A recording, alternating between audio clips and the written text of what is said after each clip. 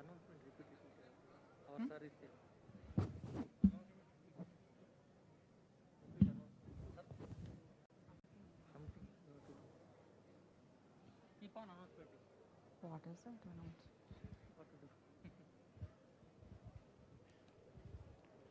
A warm welcome to the 12th Convocation of GITAM deemed to be University, Bengaluru.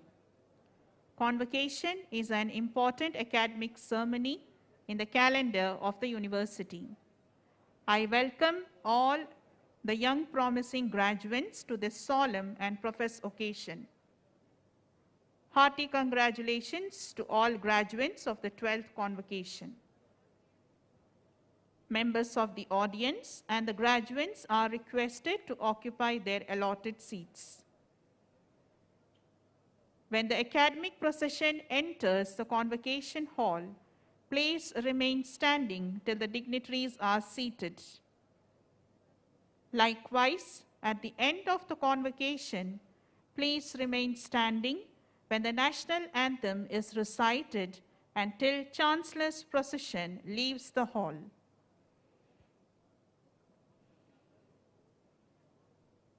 Switch off your mobile phones throughout the program.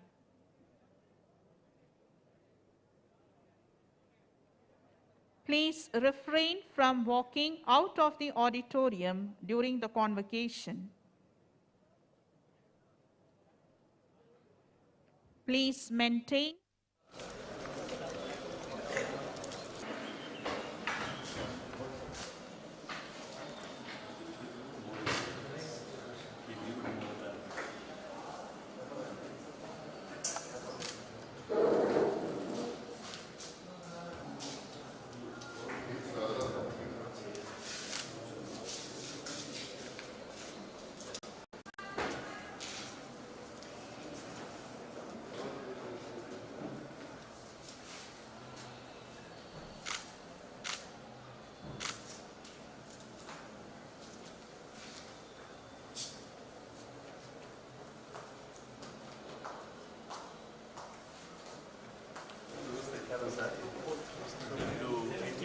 passed out from I'm 80 to 84.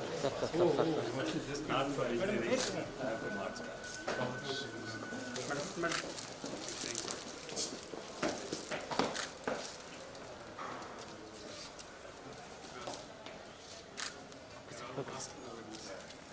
Yes, I got question just for You don't have to.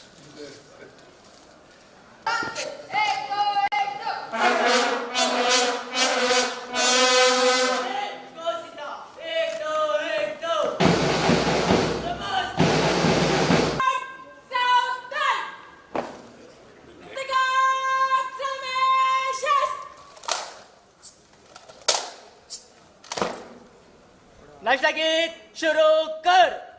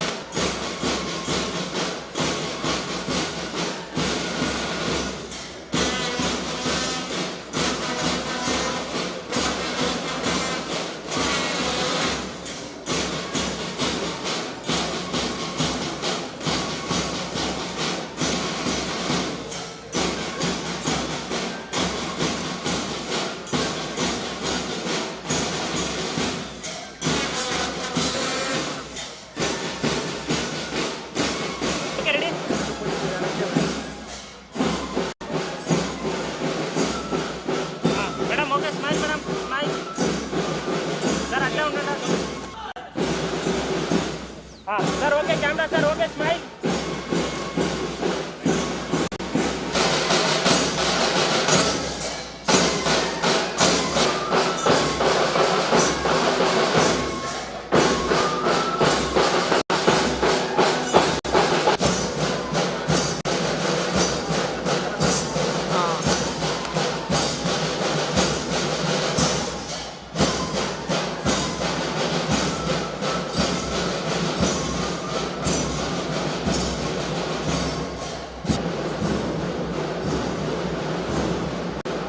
Sir round ಜಾಗ sir.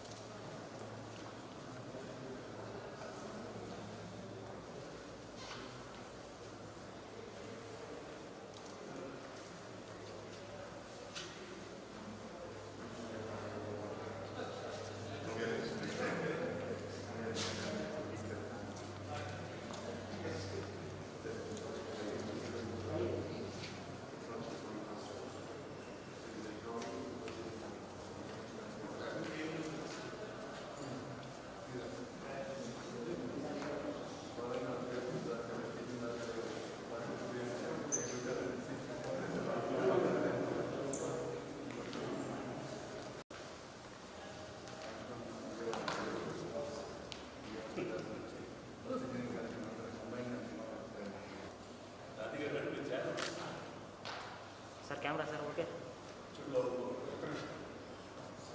Sir okay ready sir.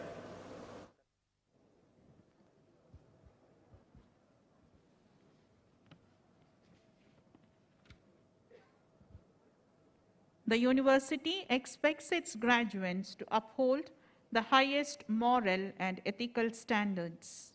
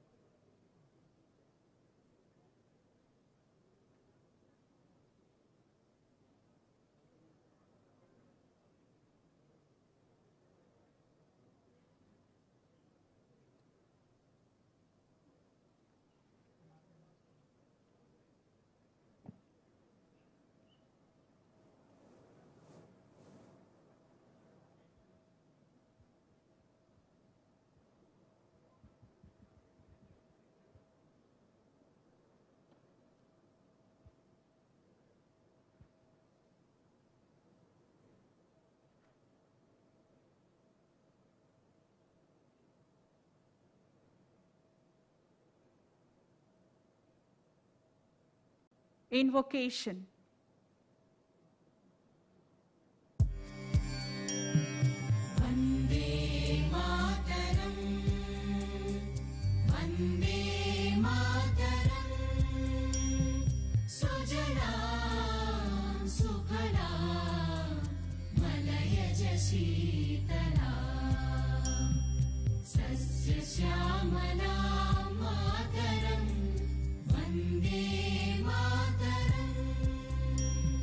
Shubhra ज्योत्स्ना पुलकितयामिनी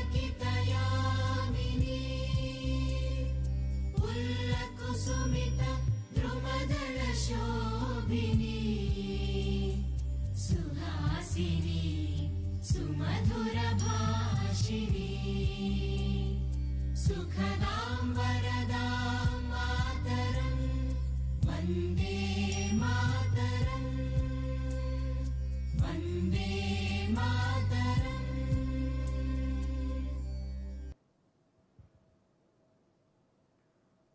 Opening of Convocation.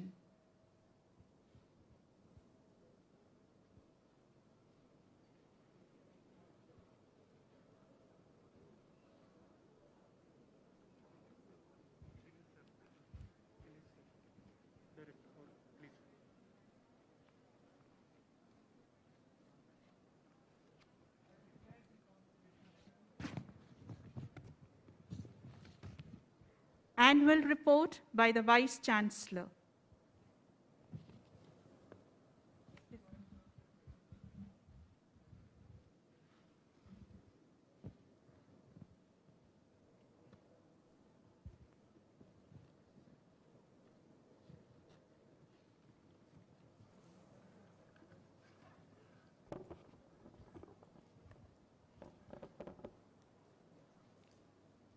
అందరికీ నమస్కారం. Honorable Chancellor, recipient of Padma Shri, Dr. Virendra Singh Chauhan,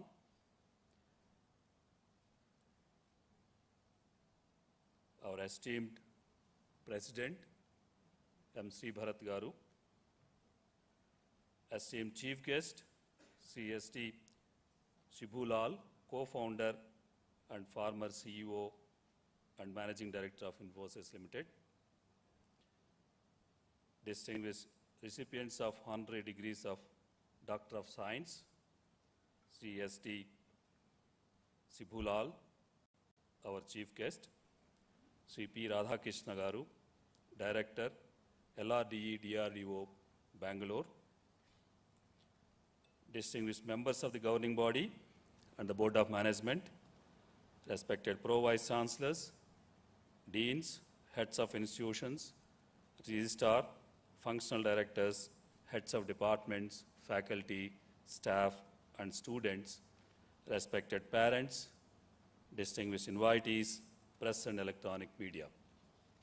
Ladies and gentlemen, it gives me a great pleasure to welcome you all to the 12th Convocation of GITAM deemed to be University being held at Bengaluru campus on today.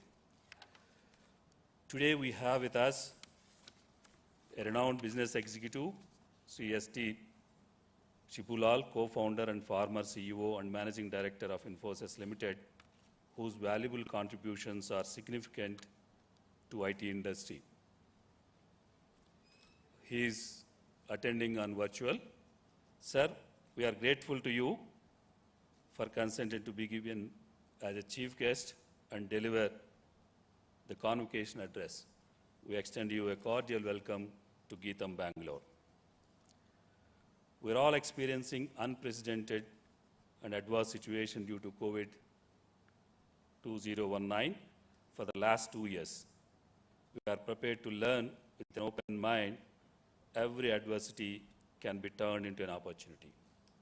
Undeterred by the uncertainty caused by the pandemic, GITAM has evolved an alternative strategy to continue its academic activity by conducting training for faculty to teach courses online. We have also leveraged technology to modify pedagogy and adopt more student-centric learning by emerging digital and blended learning. The convocation is an important event in one's life because as an individual, you are qualified now to pursue your profession as you aspired for it, and it's most and joyful moment for your parents as well. Owing to the fulfillment of dreams they have had for their ward. And for the management and faculty, this is the occasion gives us a great sense of gratification in sending out a qualified professionals to benefit the society in varieties of ways. Consequently, there is an added value to the progress of society in terms of having responsible, qualified citizens. This is the moment for all of you when you are leaving the portals of GITAM. All the through you are busy with your academic activity, but you have to carry with you the credentials of your own alma mater and share with your friends and colleagues wherever you are. For that, a quick look at the origin and evolution of GITAM would be relevant on this occasion. In the annals of GITAM, in the higher education of India, 1980 is a historic year thanks to the founding of GITAM by Dr. M.V.S. Murthy in Visakhapatnam as a college of engineering which evolved gradually over years in terms of programs, institutions, and augmentation of infrastructure. A declaration of GITAM as a deemed to be university in August 2007 by the UGC stands testimony to its quality and potential. Subsequently, GITAM Hyderabad campus was started in 2009, followed by Bengaluru campus in 2012. Recognizing the holistic education that the university imparting, the NAC accredited in the second cycle with an A+ grade, that's 3.53 out of 4 CGPA.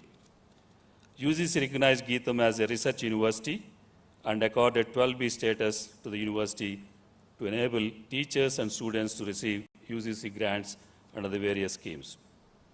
The UGC classified GITAM as a Category 1 deemed to be university and granted grade autonomy in the year 2018 out of 40,000 higher education institutions, 100 universities, out of which they have accorded this grade autonomy. Only 30 institutes in the country out of 30, GITAM is one. Regarding the study growth, the university has evolved into one of the premier universities in the country with 3 pictures campuses at Visakhapatnam, Hyderabad, and Bangalore with 22 institutes, 12 faculties, 58 academic departments offering 245 programs at UG, PG, and doctoral levels in diverse disciplines. The university today over 23,500 regular full-time students, about 1,500 research scholars, and well over 80,000 students in distance mode hailing from almost all parts of the country. The university has well-qualified and committed team of about 1,445 full-time faculty members. A good number of faculty members have research and industrial experience, and more than 60% of them are PhD holders. The faculty have made a mark with their contribution to original academic research and project funded by UGC, DST, DBT, DAE, DRDO, CSIR, Ministry of Environmental Sciences, and BARC. All the GITAM campus are vibrant with academic activity. During the year, GITAM conducted more than 100 webinars, including 12 international webinars, 63 workshops, 11 FDP, and 13 management development programs. GITAM also organized 5 outreach programs sponsored by AICT under Atal scheme in the field of engineering and architecture. The path-breaking research pursuit of the faculty has resulted granting 36 patents during the year. GITAM's high research-oriented faculty have published about 1,500 research papers in national and international journals of repute. There are currently 51 ongoing research projects with a grant of 12 crores, and 6 major research projects will granted in the last academic year with a funding of 1.1 crore. During the year, 87 research scholars have received PhDs. PhD degrees from GITAM deemed to be university under the supervision of the faculty. During the year, 36 of young GITAM faculty have obtained their PhDs from IITs and other universities. To give further thrust to the research and consultancy, we have initiated incentives for impactful research publications published by the faculty. The seed grant policy is another initiative to encourage research activities on the contemporary issues, and intellectual property policy is introduced to identify, protect, and leverage bouquet of IPs that are generated from research, like patents, copyrights, design rights, trademarks that serve the purpose of knowledge diffusion and commercialization. I'm very glad that GITAM Bangalore campus, which was started in 2012, has developed into one of the important hubs of higher education in the state of Karnataka. It has 3 constituent institutes: School of Technology, School of Business, and School of Science. Within 9 years of span of time, GITAM Bangalore grown into one of the prominent institutions in the state of Karnataka, touching with a mark of 3,500 students. The campus has well qualified and committed team of about 180 faculty, and most of them possess PhD degree with industrial background. The faculty members have carried out several sponsored research projects and consultancy assignments. During the year, Drishti Naturals Private Limited, Bangalore, granted 52.60 lakhs worth of equipment to the Department of Chemistry, School of Science for establishing a research center in industrial chemical development and analysis. Coming to the achievements of the students, they have performed exceedingly well in academics as well as co-curricular activities. They brought laurels to GITAM in various national level competitions. Some of them got admitted to prestigious universities in India and abroad for higher education. For this campus, more than 530 students got placements through campus interviews during the year 2021. The prominent recruiters are Amazon, Toshiba, Virtusa, Apex Auto, DXC, TCS, Wipro, Mindtree, Capgemini, Cisco, Lido, ICICI Prudential, HDFC Life, and the highest salary package offered is 14 lakhs per annum. In this campus, the additional hostel block of 14-storied building, twin towers, with a capacity of 1,316 rooms to accommodate 2,632 students was taken up. 5 floors in one tower for accommodating 470 students was completed and opened for the student occupation. During the year, GITAM Bangalore has collaborated with ACCA, UK to start BCom Honours program and entered MOU with NSC Academy to start BBA Financial Market program.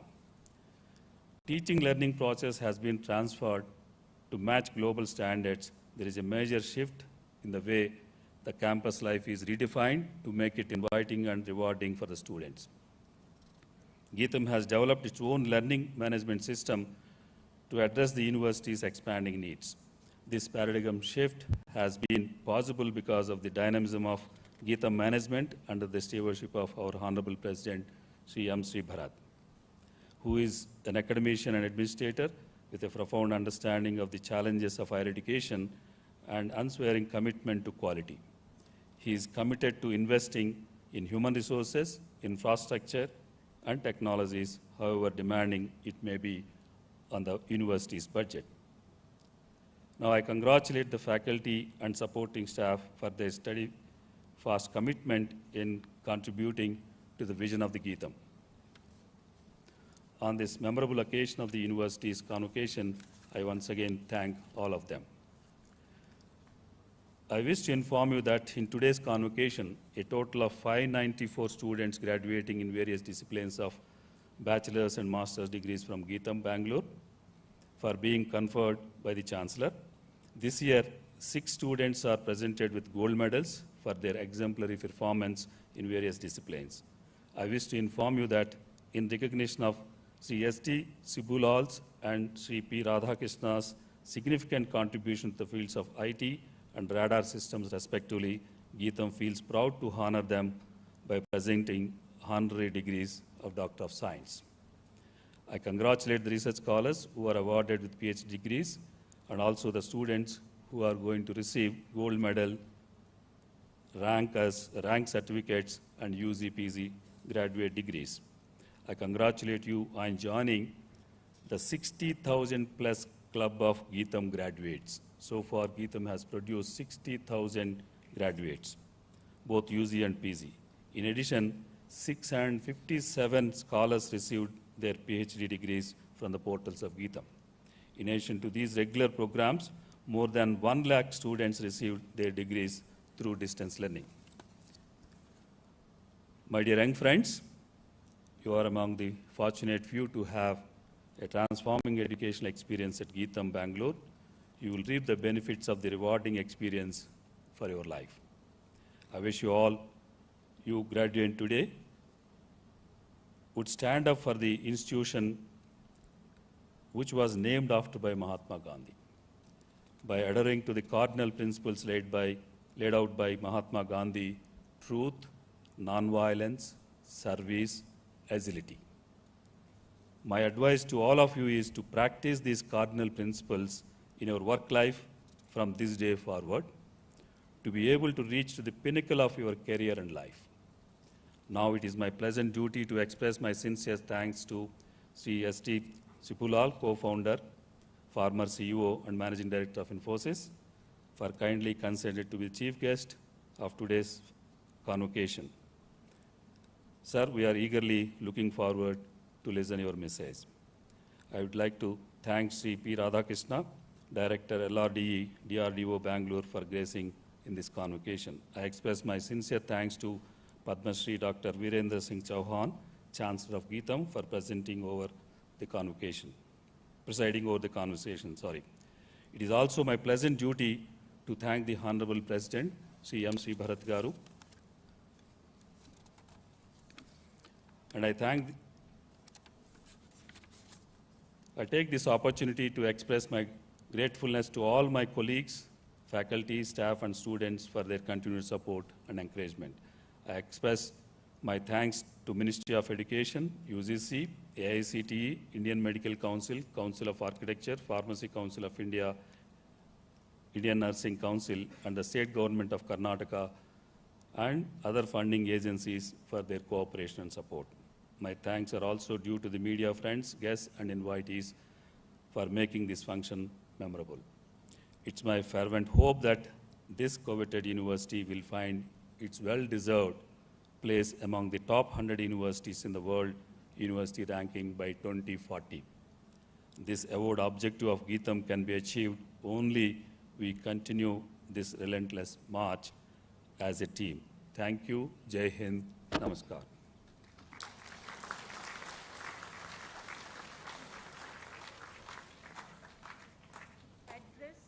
Chancellor.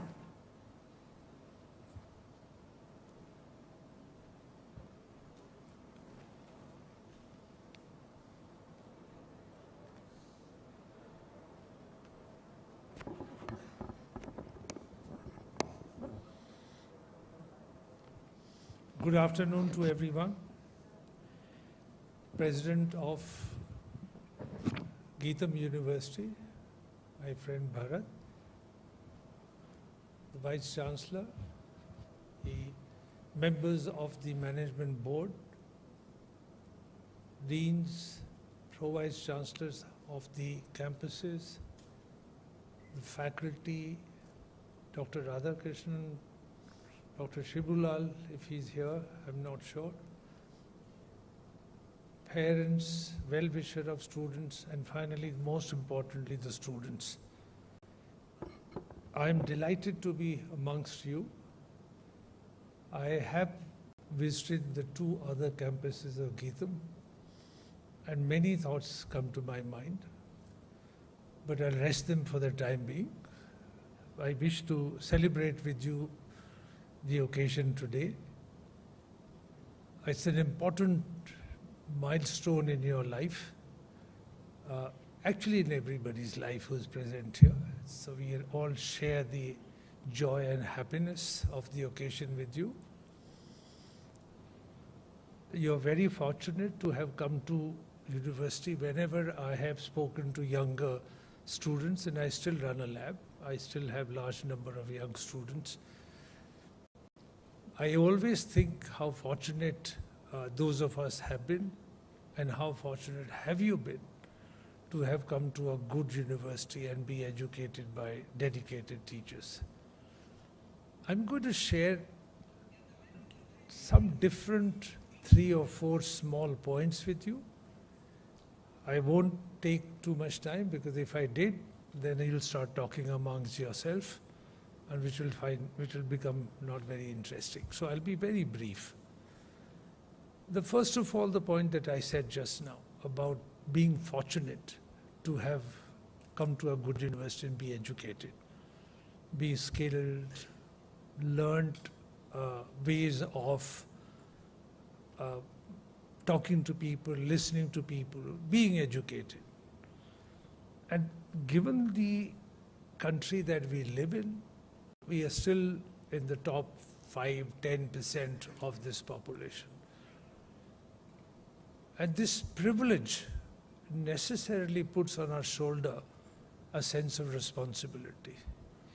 And I don't want to make it sound very heavy, but I think the duty of all of us, the generation that is passing, will fade away. But the generation that will be driven by you is the responsibility is to serve the society. You often would hear the word everywhere used, nation building. What is nation building? So I'm not going to go into the detail, what is nation? I think each one can have notion of what is nation, but nation building is something which will rest on your shoulder. While I was being driven from the airport today, I didn't realize where this university was. So I was driven through villages on both sides. Very beautiful, like old Bengal's scenery here. And I couldn't think, but this is what might have happened at the time when some of the well-known countries like USA and others would have been built, post-1920s and 30s. So this is what has happened. But nation building is really not building or buildings or buildings.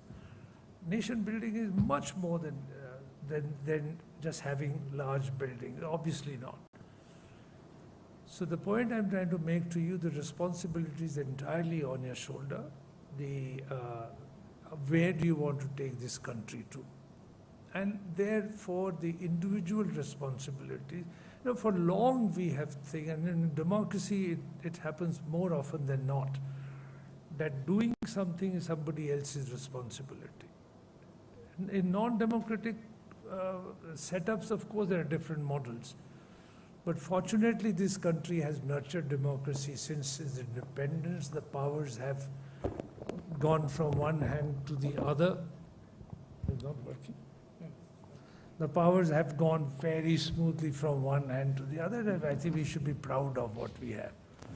At least I'm very proud of what we have in this country. But how do we nurture it further? And I think I'll leave you to that thought that individual responsibilities as we go forward will become even more important. And let me make that second point. And the second point is so very obvious right now, and never been as obvious as now, in the backdrop of the pandemic. Pandemic has laid bare a whole lot of notions that we nurtured or inequalities that we ignored. So we could afford to ignore inequalities in a poor country or in African country or even in India. Maybe ignored it for a long time. We're doing something about it. But inequality at a large level in the world, even in the Western world. In fact, more so in the Western world, has never been so obvious. So the whole notion of globalized empathy for humankind, all have really been tossed around a bit. As you remember, even European countries closed their borders not so long back. Maybe there were 8, 9 back. Some countries have vaccinated their population to the extent of 80%, 90%. Some countries have more vaccines than they need for next 5 years for their population. And there are a large number of countries that have hardly begun their vaccination. And I say in the backdrop that vaccine seems to be the only scientific intervention right now.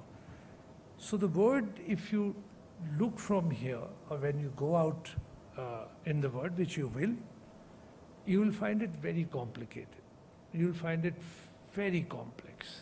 The last 2-3 weeks have been even more complex. And you cannot not take notion of cannot not take notice of what is happening in and around the world. Now you've taken a notice of what should you do. First of all, I think be aware of the world you'll go to. But let me immediately in parallel say that the world has never been as exciting as it is now. Your generation probably has access to almost everything that previous generations never had. You can say there are a huge amount of difficulties, complication, hurdles in the path that you have to go on. But I would argue that the path had never been more exciting and more straight ever before. So keep this in mind that yes, you will enter a very complicated, very complex world, but I think you'll make your own world, you'll make your own roads. The technologies, all sorts of knowledge, information available will let you do that. So do think high.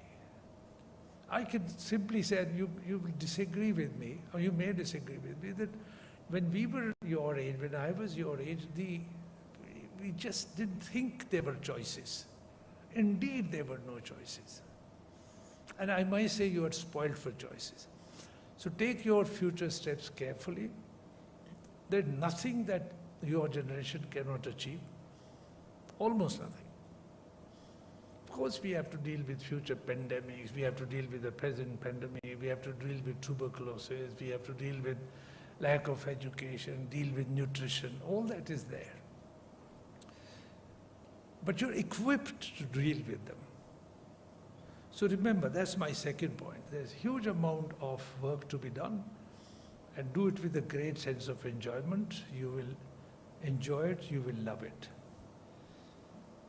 This is the time when you go out tomorrow, is that go back and give it back to what you owe to the society. And I'm very clear, we owe it to the society because we are fortunate enough to be educated. Another point I want to make to you is that there are no shortcuts for quality success. Success has its own price. And those of you, all of you, I hope, will take the path. You will choose your own targets. I don't think anybody should else be setting targets for you. You may enjoy doing social work, you may want to be an NGO, you may want to become a school teacher, you may do whatever you want to do. Set up your own goals and work towards them single-mindedly. Be ambitious. I mean, if you want to be a school teacher, be a good school teacher. If you want to be a university professor, be a very good university professor, and so on and so forth. But I'll just say this to you, that nothing happens if you are not disciplined, if you're not prepared to work hard. So you can see now, you have examples in front of you. In a country like, you have Neeraj Chopra's, you have P.V. Sandhu's, you have Miraben, you have Bajrang Dal. There's a whole lot of people. Where did this come from? High ambition, hugely hard work. You'd be amazed how much Neeraj would have worked hard. I followed his progress since he was 16-year-old. A daily basis. You look at a successful tennis player. How much do you think per day a top 100 player would play or practice? Minimum 6 hours. Swimmers, whatever. And so whatever you choose to do, be a doctor, be an engineer, be whatever, there's no shortcut at all, ever, but to hard work, hard, disciplined life. And the final point is that in this, I may sound a little bit outdated on this, a sense of honesty. Honesty about yourself, honesty to your family, honesty to your teachers. You may think it's difficult to be honest, but let me assure you it's not difficult to be honest. It actually is quite easy to be honest. Honest is not just that I won't steal and I won't do this. Honesty is a way of life. And honesty is something which will make you absolutely fearless. It shouldn't make you arrogant, but it will make you fearless. So hard work, juxtapose it with honesty, and have clear goals. And clear goals doesn't mean you make yourself so uncomfortable that you're always chasing your goal. Be comfortable with your own personality. So finally I say that the word is very exciting. It is complex. You have access to everything that never before any generation had. You have to deal with a whole lot of problems. You have to figure out how to deal with climate change. You have to deal with how to deal with pandemic. Science will let you do many, many things, but science will not be answered for everything. The whole lot of things will have to be handled differently. You figure them out. Go out, enjoy this word, and let the word enjoy you. So all the very best. Once you make up your mind to be successful, you will be successful. I have no doubt. You come to a very good university, and I think university will hold you in good stead. Never forget your teachers. They are the ones who've invested you. Always remember them. Thank you very much.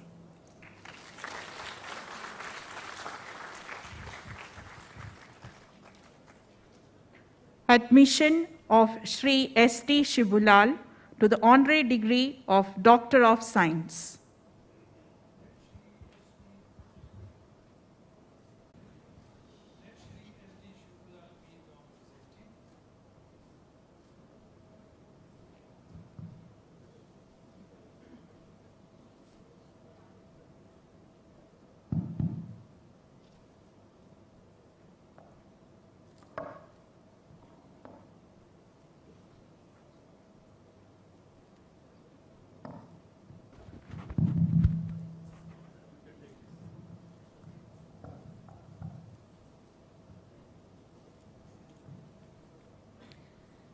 Shri S.D. Shibulal is the co-founder, former member of the board, and CEO of Infosys Limited.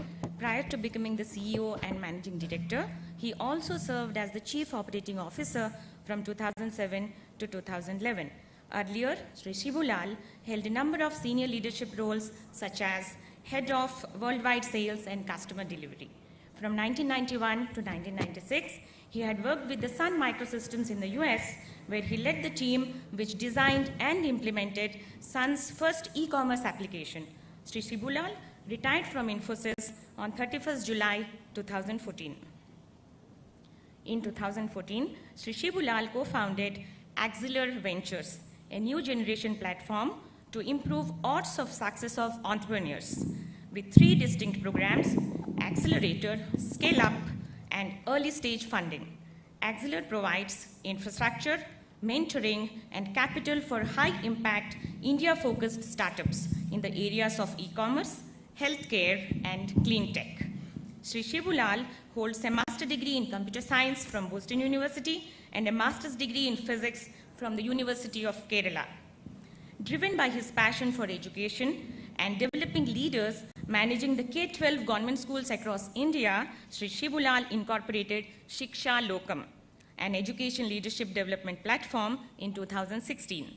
Now active in multiple states, Shiksha Lokam offers open source technology capabilities and learning and management resources to more than 300,000 leaders in partnership with state governments and leading civil society organizations.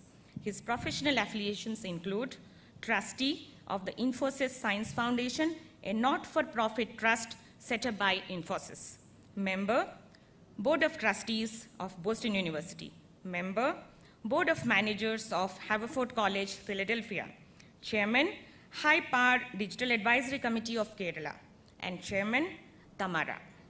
In recognition of his path-breaking seminal contributions in the field of computer science and information technology, GITAM, deemed to be university, takes pleasure in conferring the honorary degree of Doctor of Science on Shri S.D. Shibulal.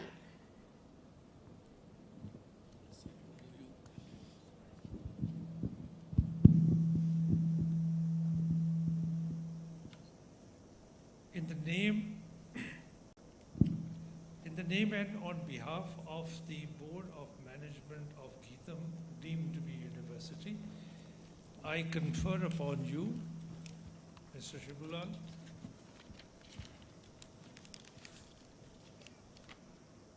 the honorary degree of Doctor of Science, DSc, in this university, and in token thereof, you have been presented with this degree, and I authorize you to wear the gown and the hood ordained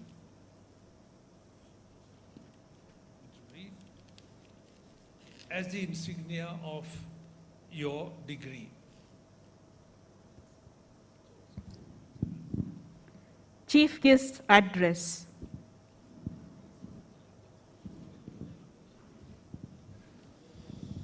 Let the chief guest deliver the convocation address.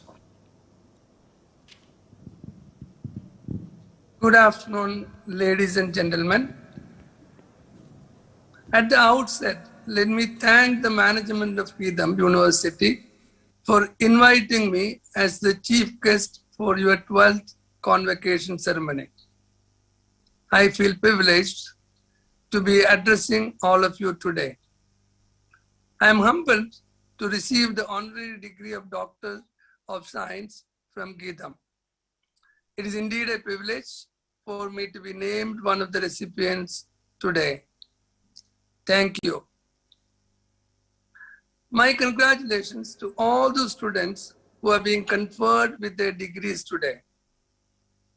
I know the past few months have been very challenging for the students and the education institutions, and as there is no semblance of normalcy.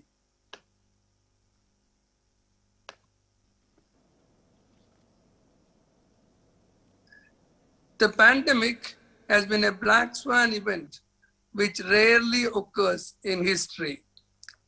It has made us all realize how transient normality is.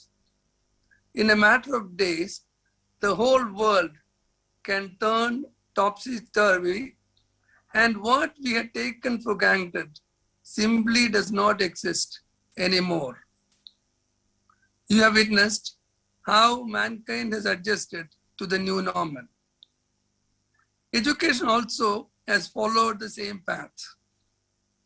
We saw new educational pathways hastily introduced, and you have all managed to adapt and persevere in reaching your goal. Many of you may not yet realize that these are historical moments, and you in your own way have made history. My congratulations. Today, I would like to share with you all my Infosys journey and the learnings from my personal and professional life. As some of you may know, 7 of us started Infosys with a mere capital of $250. We had nothing more than a concrete vision to create a globally respected corporation, providing technology solutions to organizations worldwide. We were commoners with little money and no political clout. The economic and political scenario in India was vastly different from today. Entrepreneurship was a new concept and not easily accepted. It was an environment of regulations and constraints. In our early days, even getting a computer in India was a Herculean task. We faced import restrictions, tariff barriers, export commitments, license requirements, and of course, lack of finance. We urgently needed a computer to start our work and finally managed to purchase one under the export commitment and imported it to India. To pay out the loan, we leased part of the machine time to Michael Bosch. That is how Infosys started in 1980s.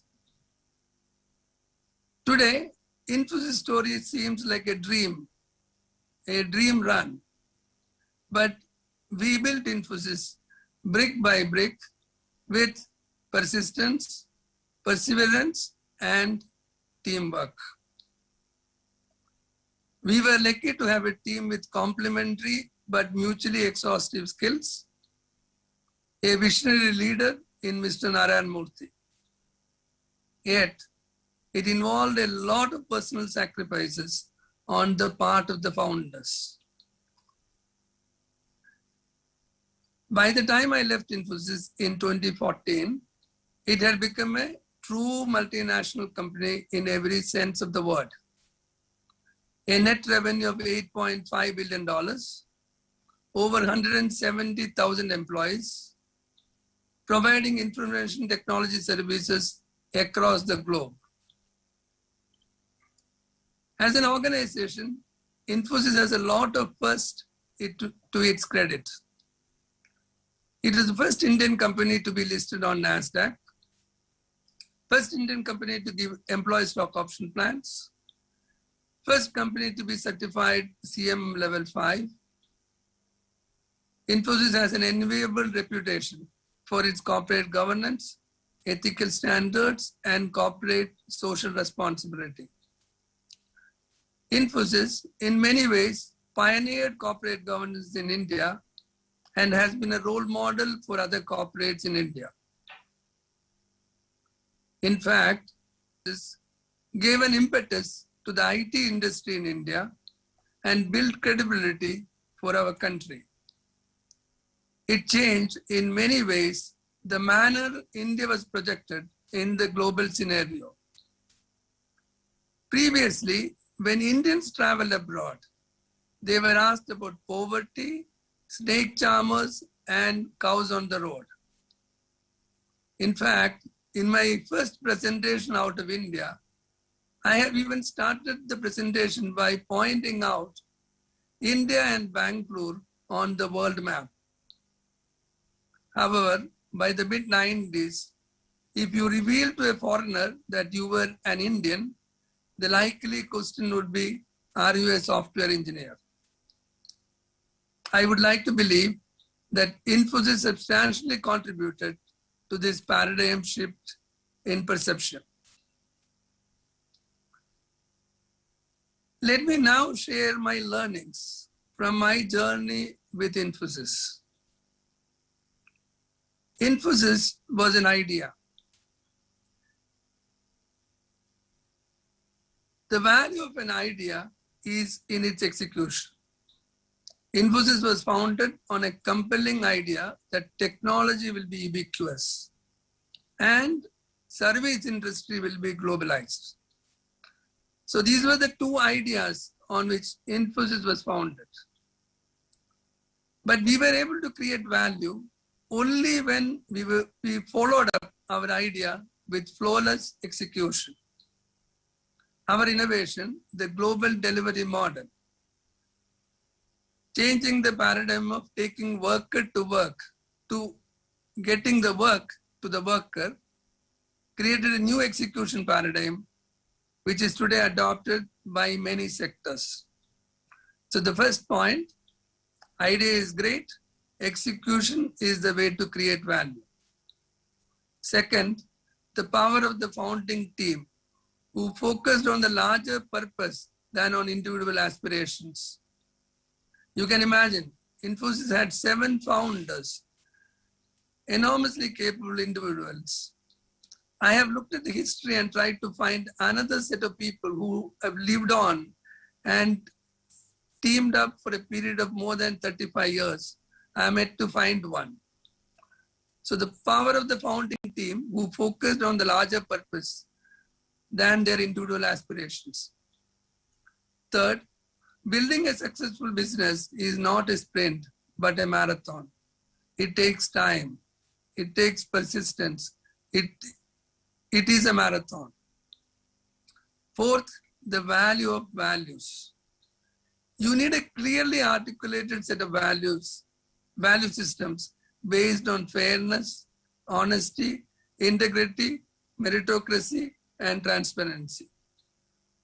We at Infosys used to say that a good value system is the softest pillow. A clear conscience is the softest pillow one can have. There should be zero tolerance for deviation from the ethical norms. Fifth, I already talked about it, staying together. Interestingly enough, there are not many corporates in which the founders have risen from being coders, software engineers, to CXOs. Needless to say that every point, each one of us had to unlearn what we already knew and to learn what we need to be effective in our new roles. Finally, the most important point, one needs luck. We were extremely lucky. We had God's grace. It can be called luck, God's grace, or being at the right place at the right time. I also believe that we can invite luck by doing many of the things which I talked about. Being honest, being transparent, respecting your teachers and elders, being humble. So I clearly believe that we can invite luck by doing the things I talked about. So to summarize this part, idea is important. Execution creates value. You need a team which will put the organization ahead of their personal aspirations. You need a leader who can lead from the front, who can be a role model. You need an excellent set of values which you will live by. And you have to be willing to run the marathon. Of course, you have to work hard, but finally, you need God's grace and luck. And that is what created Infosys. That's how Infosys was built over 35 years. Let me also take this opportunity to talk about something which is top of your mind. Decisions in uncertain times. You are all in the process of embarking upon your careers and a new life. Throughout my interaction with your generation, I get a sense that one of the primary concerns of the present generation of graduates is uncertainty. Of course, it is much higher now because of the pandemic. How to make a decision in uncertain times? Am I making the right choice? According to me, in my mind, uncertainty has always been part of our lives. It is an ongoing process, and we need to accept the fact that uncertainty and change are here forever. However, the intensity of change due to COVID pandemic is huge. I would like to share some thoughts with you and reflect upon my experience, which may give you a perspective of how to deal with uncertainty and how to take those decisions. Firstly, I do not believe uncertainty is new. When I passed out in 1977 with my degree in Masters in Physics, life was completely uncertain. I had finished my Masters.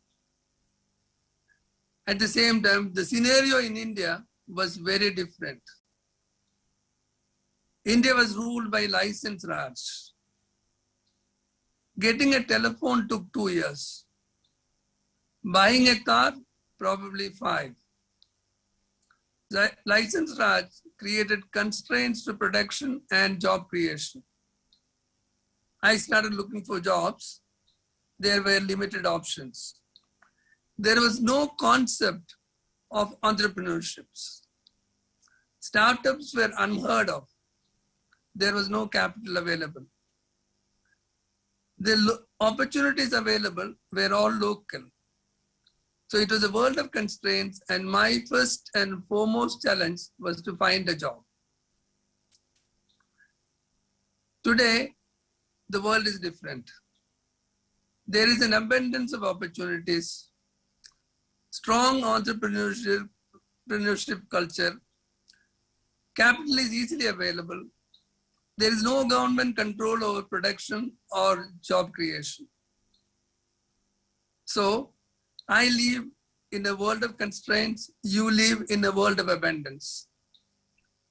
I lived in a world of lifelong employment with no opportunity for growth. But you live in a world of careers with great opportunity for growth, performance, and wealth creation. I lived in a world of local opportunities, but for you, you have access to global opportunities. But at the same time, I lived in a world where competition was only local. I never faced global competition. But you live in a world with global competition. My challenge was finding an opportunity, and yours is choosing one. So now coming to the question, how to take a decision in these uncertain times.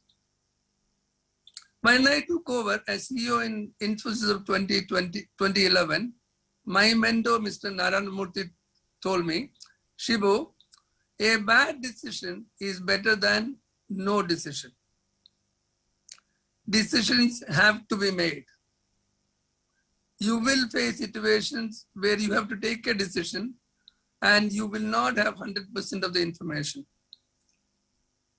You will never be able to take a conclusive decision. It will always be based on 80% information.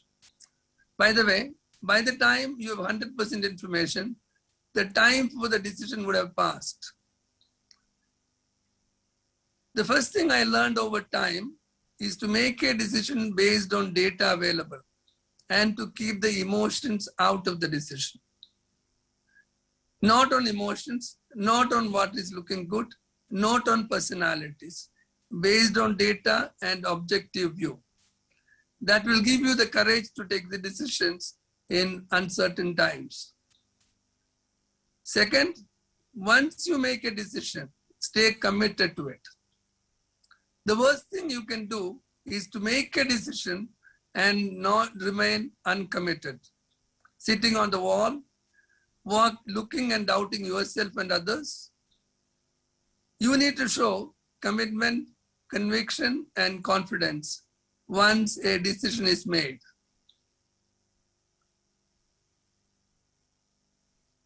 Looking back at Infosys, it is not that Infosys did not make course corrections on the way. We made a number of course corrections along the way. We tried reselling software, realized that it was not successful, got out of it. We tried hardware manufacturing, again got out of it.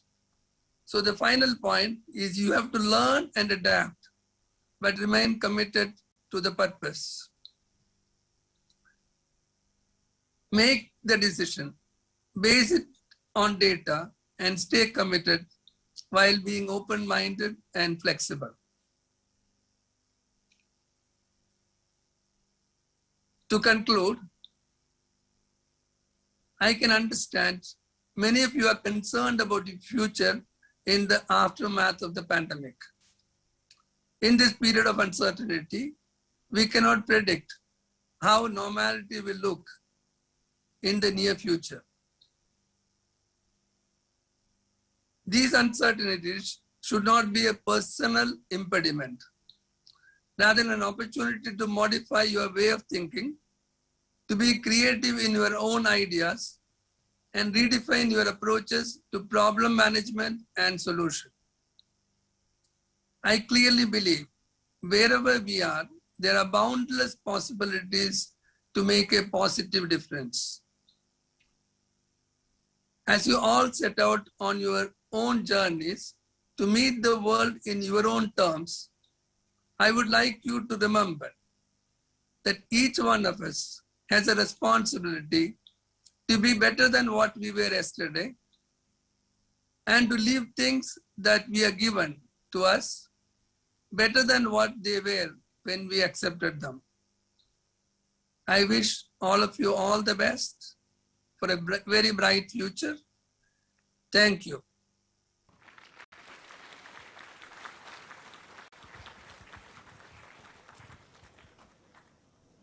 Admission of Shri P. Radhakrishnan to the honorary degree of Doctor of Science. Let Shri P. Radhakrishna be now presented.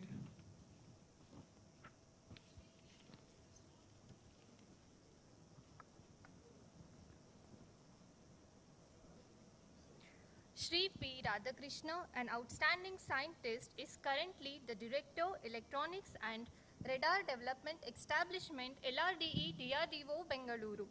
He received his Bachelor of Engineering in Electronics and Communication Engineering from Andhra University and obtained his Masters in E and ECE Computer Engineering from IIT Kharagpur. He joined LRDE in 1988 as Scientist B. He started his career in the field of radar signal processing, and over a period of time, he has graduated himself into radar systems. Shri P. Radhakrishna played a major role and made significant contributions in the design and development of signal processor for Rajendra Radar.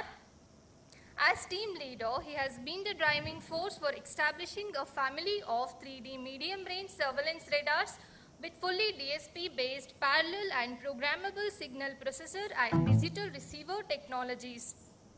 He functioned as group head of Radar Signal Processing Group, providing signal processing solutions for various radar systems.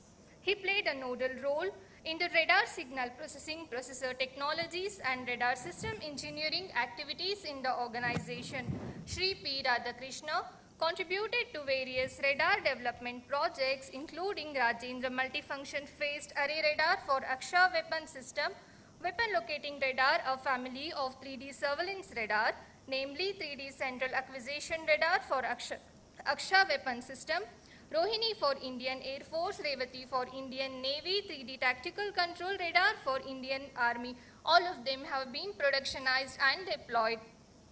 He headed the airborne radars of division responsible for development of primary radar for AEW and C, synthetic aperture radar for UAV, and active electronically scanned array radar for LCA. Shri P. Radhakrishna has been Associate Director Systems with additional charge as Associate Director HR prior to assuming as a charge as Director LRDE. He is a recipient of various awards, including IETE IRSI Award and DRDO Scientist of the Year Award.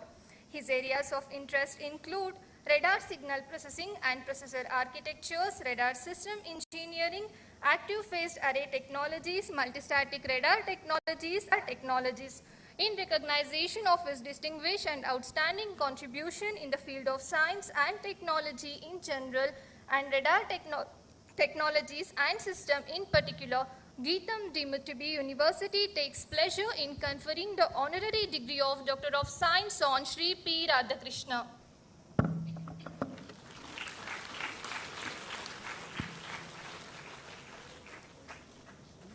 Response by Shri P. Radhakrishna.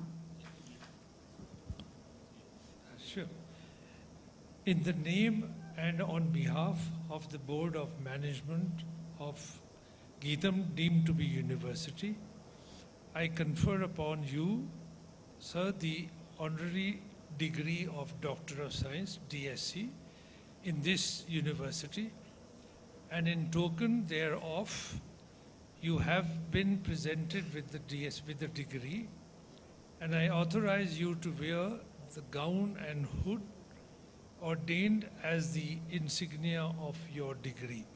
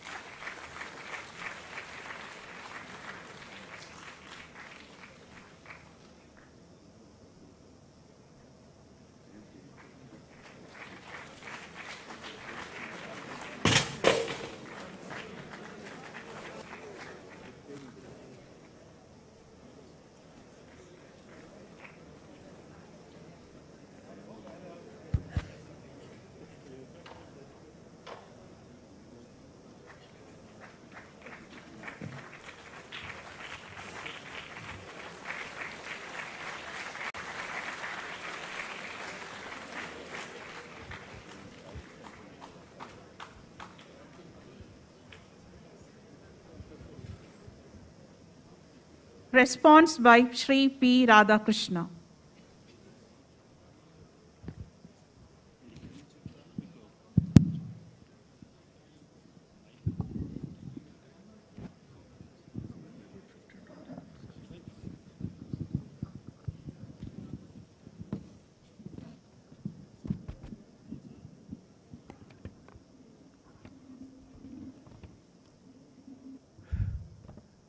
Respected Chancellor, Vice Chancellor, Pro-Chancellors, President, the faculty and the students who are taking degrees today.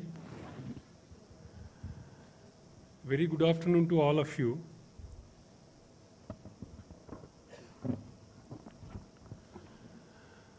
I'm indeed delighted to be here among all dignitaries, and more than that, among the students here, and also receiving an honor for which I am really indebted.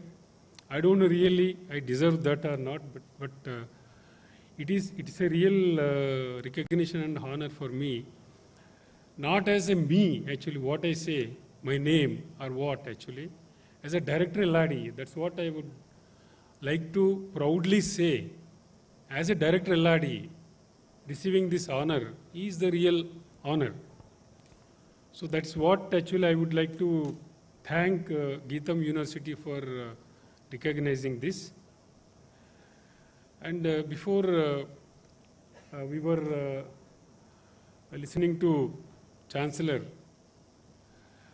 bringing out very important points very softly, nicely, with his decades of experience. In fact, I thought I'll project some radar pictures and tell you about little bit about radars. I don't know whether I can do that much now or not. But nevertheless, I'll try to cover some technical points about the radars also. Most of you are engineers here. That also I'll cover. And more than that, to start with what our Chancellor sir told, nothing comes free in this world. The only hard work can make you get recognized or to stand in this dire situations today. If you look at our chief guest also was talking about the pandemic situation. Vice Chancellor also brought out about the pandemic situation. What are all the unexpected things happened, and to what extent we were all driven as a member of the family or as a member of the organization, as an individual, who were all actually freely moving, and suddenly everything was tightened, and then even you cannot take your own breath naturally. We are all masked. You are not allowed to take breath freely. So that is the kind of situation we could never imagine in our lifetime so far. But it is the situation, but we have faced first wave, second wave also we have faced, and we are also gearing up for third wave. That's what actually the change is inevitable. Our chief guest Sibulal was telling about the change, what they have faced, encountered in their organization by making the Infosys a world-class, company. In a span of very few decades, it has grown to such a level, like it is there marked as a hallmark on the world map. So nothing comes free for the students, especially today. You are all taking your degrees. Tomorrow onwards, you are graduates or postgraduates or PhD holders, and you need to do a lot. The reason is all of you, every one of us, we are born with a purpose actually. We are not just like that, born out here and then you spend your time and then eat, sleep, do something, and again your turn will be over and you leave this world and go up. Not that way.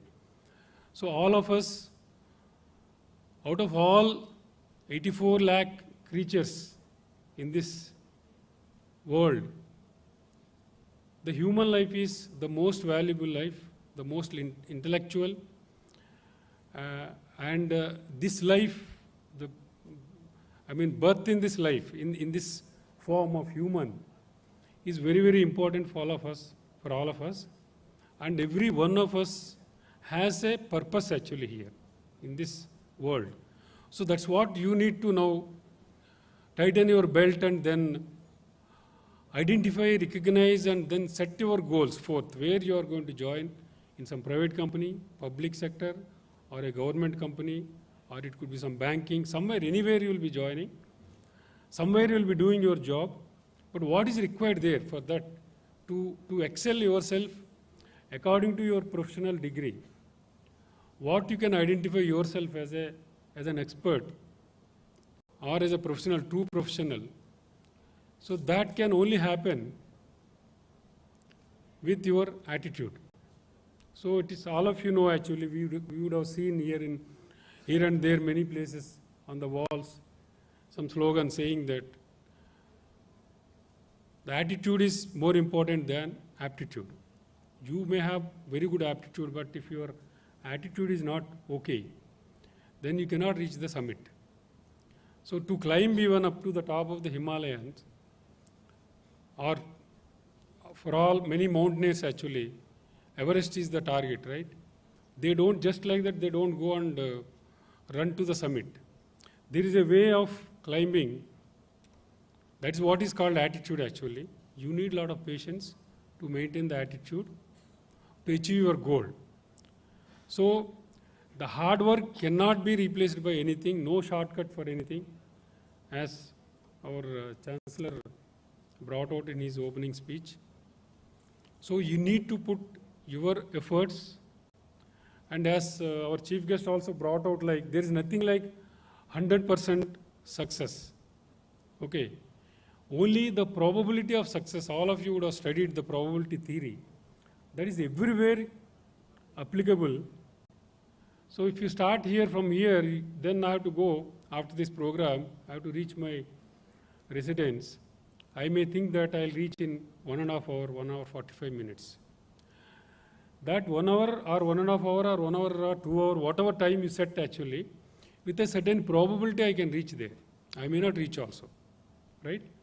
So the probability plays in everyday life, in every endeavor or every effort what you are putting. That plays a very, very important role. All of you should understand that. Even today, when I am using a radar to detect and track targets at hundreds, thousands of kilometers, I never say my probability of detection is 100%. I cannot say that. Because it is not signal alone. The noise is there, a lot of interference is there, the signal is distorted, it has to all the way travel, it has to hit the target, some amount of echo should come back to the receiver. All of you know the receiver, the signal processing, the kind of processing we do. We integrate signal, correlate, extract, then subject to detection. Then I declare at that point of time when I am detecting the target, it need not be target also, it could be false target. My probability of detection is this much, 80%, 90%, 95%. The probability of not detection also is there. Probability of miss, there is certain probability of miss. So in our, all of you have gone through every year exams, then you would have targeted for 80%, 90% or 100% in some subjects. Then finally, you would have achieved certain percentage. Some of you would have achieved 100% also. I'm sure definitely some people will be there. But these are all actually the probability. The probability plays everywhere, every moment in our life. So don't be disheartened whenever something you expect, it doesn't happen. It might happen tomorrow, it might happen day after tomorrow. But you should have enough patience. If you want to really achieve something, patience is required. And you need to put your sincere effort. That means whatever we do, the sincere efforts means not like English word sincere. That is not sufficient. You have to refer to Bhagavad Gita. Whatever you do with utmost bhakti and shraddha, this is what these two words are used there.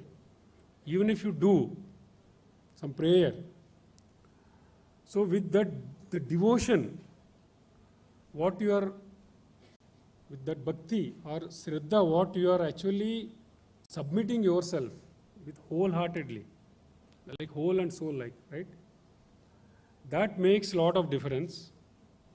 Once you do your full of your efforts to the 100%, there is no probability. Like, okay, I can only put 80%, 90%. Don't think of, or don't try to use probability there. I can put with a probability of 50% efforts or 80%. No, don't use that there. Whenever you are putting efforts, it should be 100%. Okay, if you do that way, you can achieve anything. If you are not able to achieve that, that means you have done your job. Again, the theory of karma, right? So that is applicable everywhere. You do your job to the perfection and to the best of your capability, to the best of your efforts, 100%, without any compromise. The result will come automatically. So the results will not happen just like that. And one more thing is, all of you are going now, joining some organization, all of you expect some change. It's not that what you are facing the change, you also expect the change in the organization. Okay, this could have been like this, that could have been like this. Okay. When you are on the road also, or when you are on traffic also, you feel that we keep actually scolding people violating the traffic rules, or maybe the ditches on the road. Many things we see, and we keep cribbing, or we keep criticizing someone else, something like unseen or non-physical, something like government. Okay. It is a very, very nice habit of everyone, like to criticize the government, the organization, or the establishment, or the institute. You should never do that.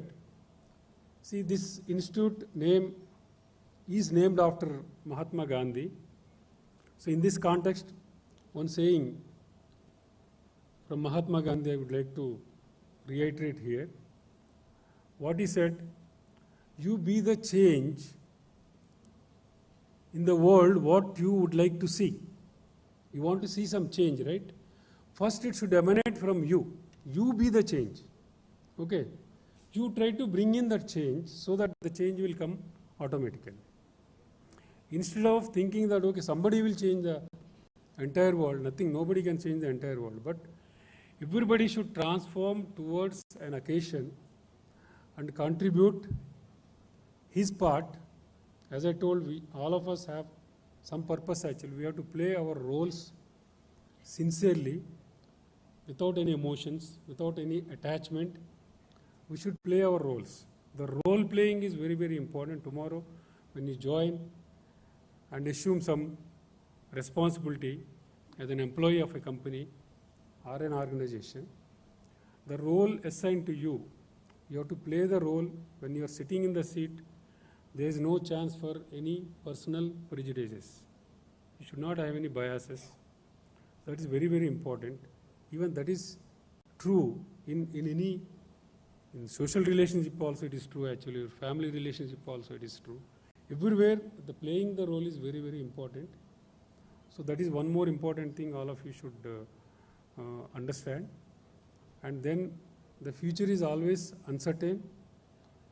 We don't know what will happen next year. And one important thing is today we have all the technologies. When we were studying, to access telephone, we had to go miles together to access a normal wired telephone. There was no dreaming of like cell phone putting in our pocket today. From anywhere to anywhere, you can just in front of you, your friends or family members or anybody actually, you can have a video call.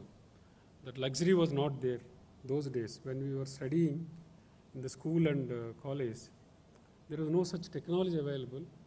And exponentially, the communication technology, the computer technology, thereby information technology, these technologies have grown exponentially. And the other side of this technology growth, as we are practically seeing, we are all becoming slaves to this today's IT technology or cell phone technology or computer technology available. Be aware of this. I'm not telling don't use this technology. Use the technology. The information technology made us so comfortable today. If you want to know something, all of you may not be knowing about radar. You type just the word radar, then you can get umpteen number of articles. Only thing is what to choose is your capability and your, what is that? Intelligence. What you have to apply is, information is available, then what to choose, you have to apply some intelligence. That is very, very important. So the technology should not make us the slaves, rather you have to use the technology as a tool. Most of you would have used MATLAB, for example, or some more that compute technology tools and software tools, the simulation tools, so many tools you would have used actually. But the tool is the tool made by us only, right? Human only made the tool. Computer is made by the humans only. Everything is made by humans only. But ultimately, you should only see that how to utilize this technology effectively. Sitting in front of the computer, you cannot make the radar. You may model the radar, but you cannot make the radar, right? For that matter, anything. When you model an aircraft, okay, with excellent tools available, the modeling tools, you can make the complete digital mock-up of the aircraft. Let it be engine, let it be the cockpit, or let it be the wing, or in any part of the aircraft, you can make sitting at different parts of the world. And you can integrate these digital mock-ups today, sitting in a single place, the system integrator, with the help of all these subsystem designers. You can make the complete model integrated in the computer. But where is that flying object? Unless it is made physically, then you have not made aircraft, right? So this is how actually the beauty of technology today available. You can do many things on computer sitting at. And one more caution I would like to give all the youngsters is, don't get locked onto the keyboard and screen. Many of the engineers, though they would have done the degree in electronics or telecommunications or electrical or computer science or information technology, anything, ultimately they are transforming themselves into the keyboard engineers. Please understand this pitfall of this today's the software, so-called software industry. Yes, it is giving a lot of opportunities, job opportunities for many of the graduates and undergraduates, even diploma holders. We are getting very good job opportunities. But as engineers having a graduate degree or master's degree, majority of you should look at yourself to identify as a core technologist ultimately. The core subject, because if you look at one electronics when you take, once upon a time ECE, electronics and communication engineering, was very, very, niche, because that emanated from electrical engineering background only.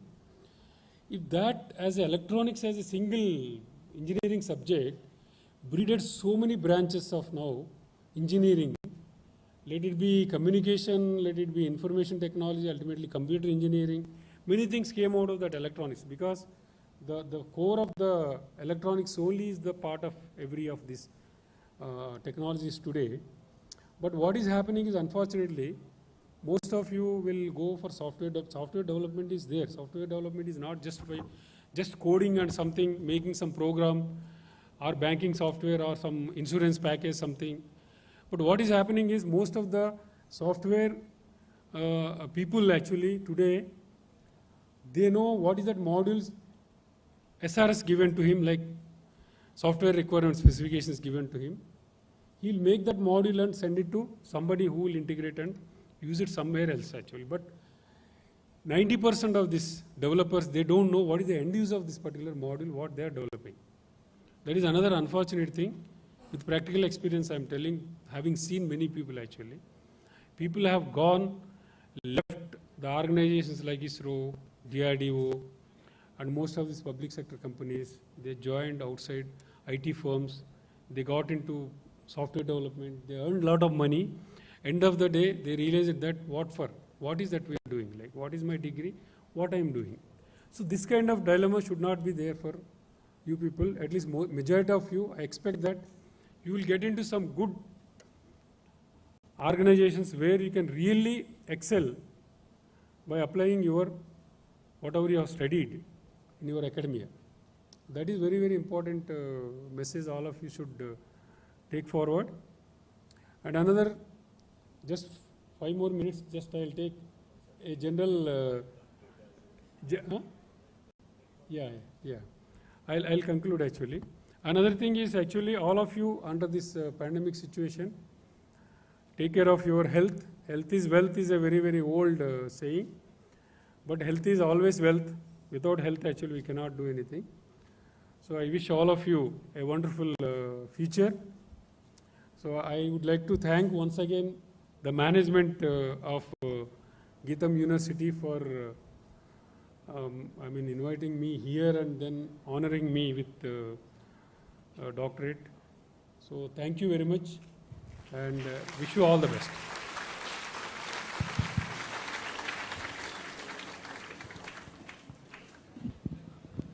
Pledge. Let the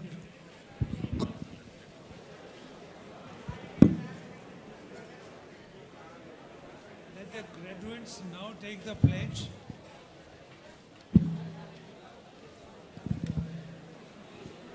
I repeat now, let the graduates now take the pledge. I sincerely promise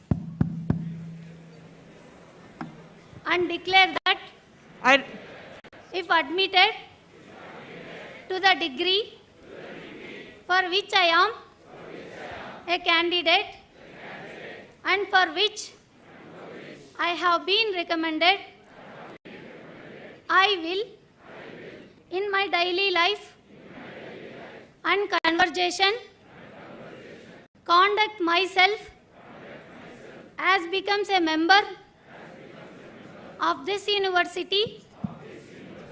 I promise that to the utmost of my ability and opportunity, I will support and promote the cause of sound learning and strive to set an example of high principles and conduct. I promise that I will, as far as in me lies, uphold and advance social progress and the well-being for my fellow human beings.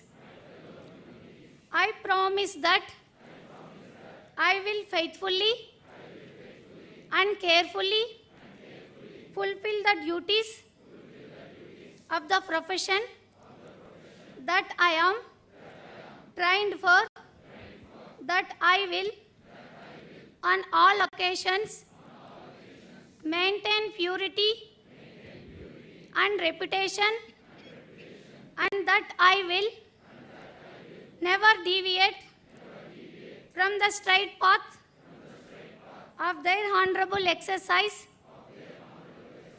by making my knowledge subservient to unworthy ends.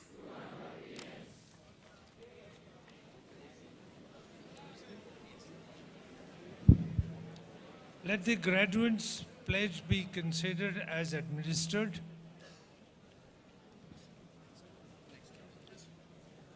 Now, Mr. Registrar, present the details of degrees and diplomas to be presented in the convocation.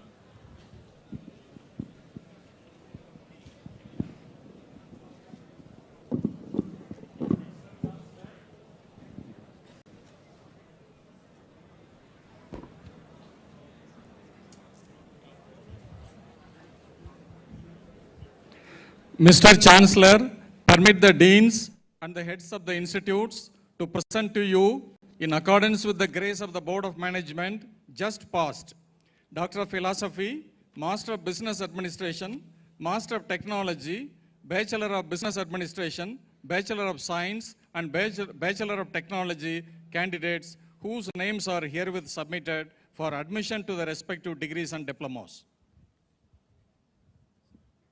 Presentation of degree. Let the doctoral degrees, postgraduates and undergraduate degrees with rank certificates be presented to the graduates at the convocation.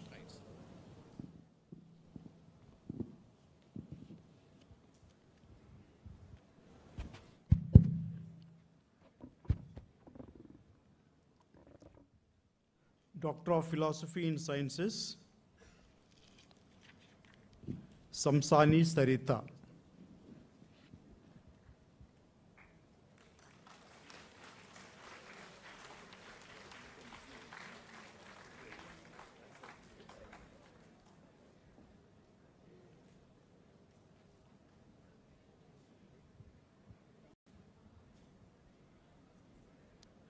President Gold Medal for first ranker in BBA, Manchikanti Sai Jayashree.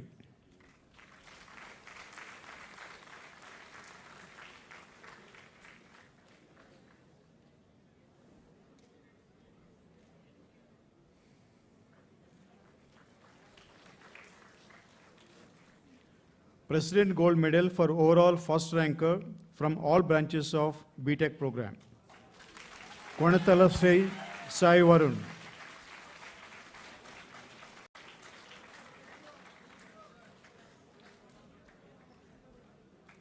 Request Sai to stay back there. President Gold Medal for first ranker in BTech Electronics and Communication Engineering, Mr. Konatala Sai Varun.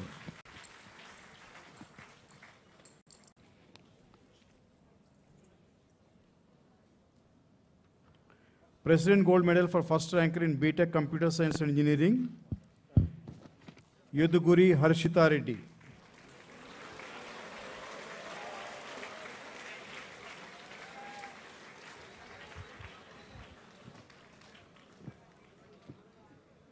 President Gold Medal for first ranker BTech Civil Engineering, Rajesh Gaud.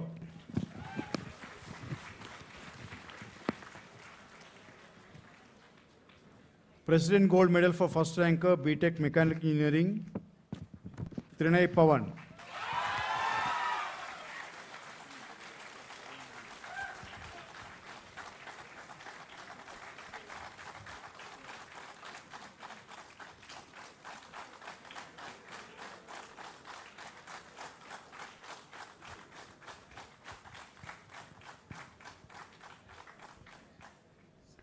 Presentation of degree to the graduates by the Vice Chancellor.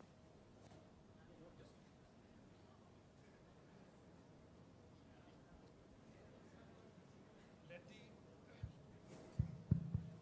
the postgraduate, undergraduate degrees be presented to the graduates by the Vice Chancellor. Faculty of Sciences. Chetan.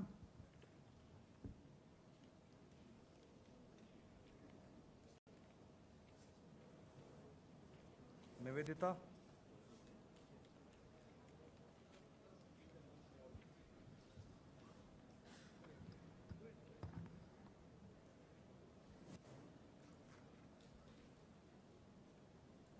Nivedita.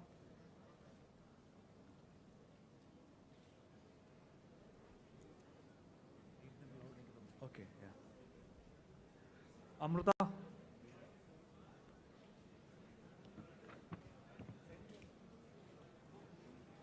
Ramya.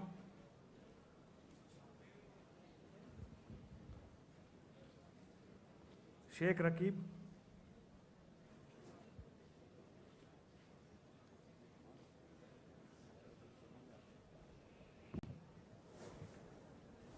Chandra Mauli.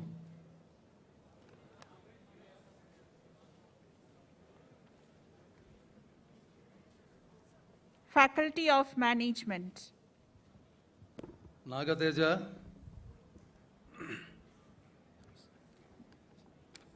Somasekar, Haricharan, Sushant, Runitasri, Shweta, Likit,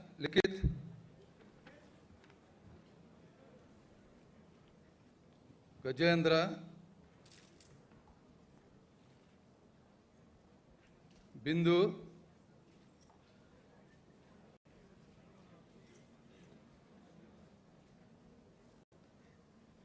Venkatesha,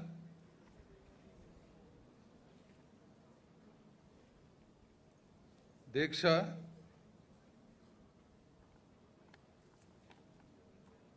Naveen,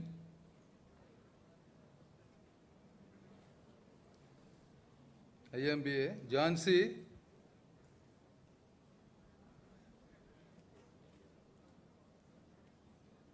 Anusha,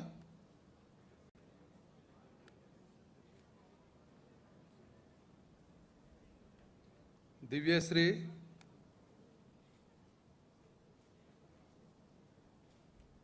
Sai Sahiti, Aishwarya, Girish Kumar,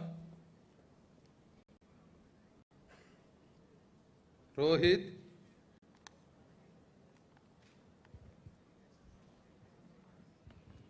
Sinchana,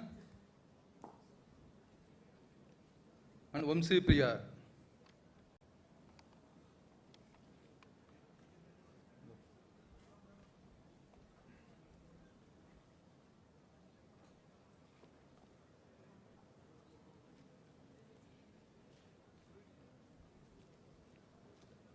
Faculty of Engineering.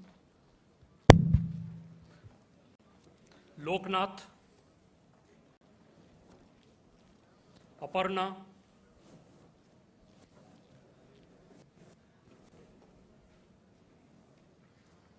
Soumya,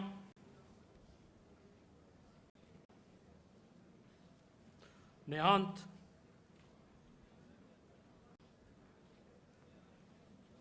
Bhargav, Vaishnavi,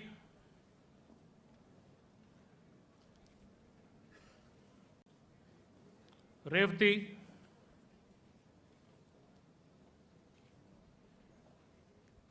Rajiv,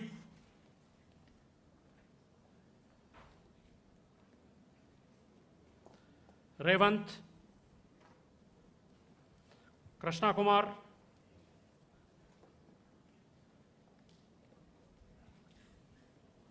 Yashwant, Pavitra,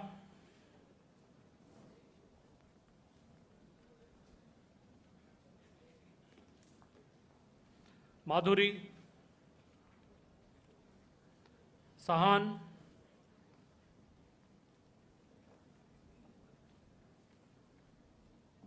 Vasant Krishna,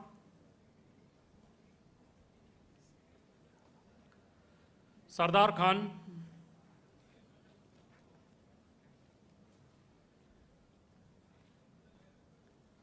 Ramya,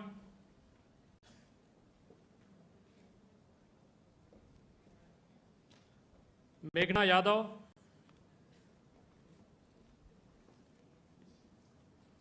Tarun Kumar,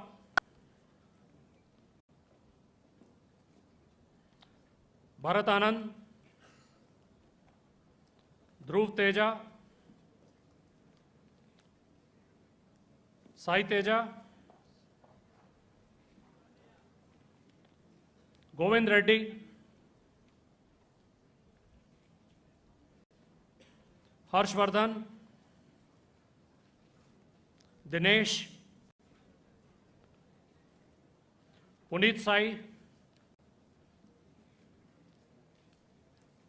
Monica,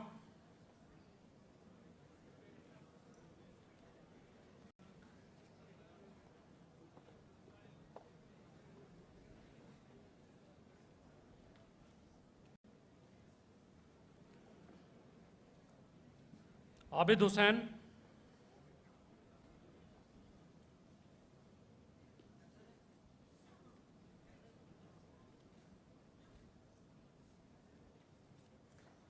Imtiaz Ali,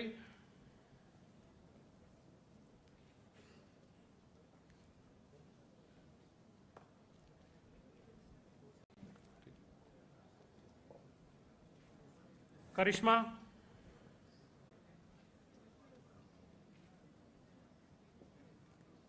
Tarun Kumar,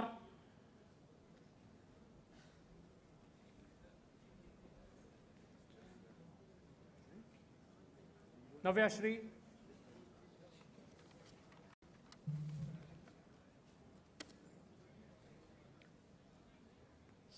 section B, Rajesh, Rajesh,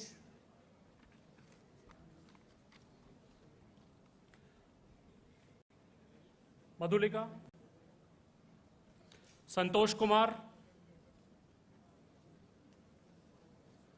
नवीन कुमार, प्रशांत, विष्णु, जनार्दन रेड्डी, दीपक,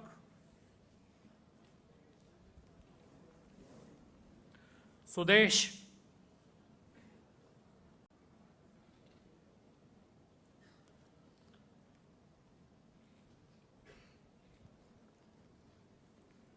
अनुषा,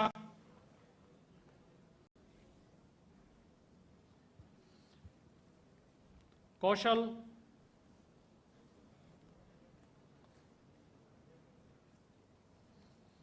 गिरीश्वर, कृष्णा विवेक, सुमंत, शिवा प्रसाद, मानसा,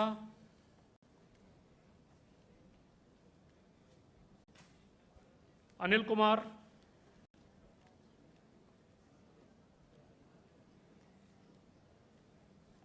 श्रवण रेड्डी, सिद्धार्थ,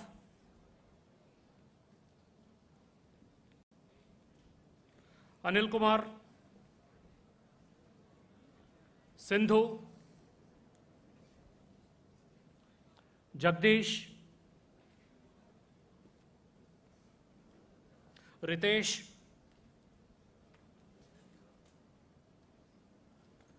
सिंधु प्रिया,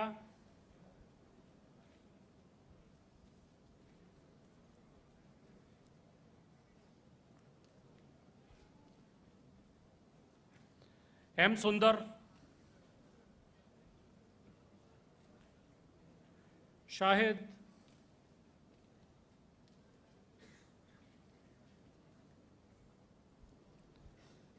नवीना,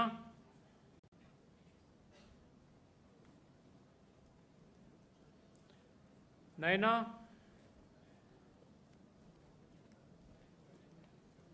स्फूर्ति,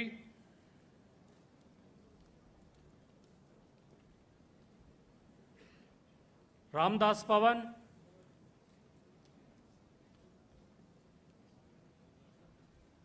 वर्षा,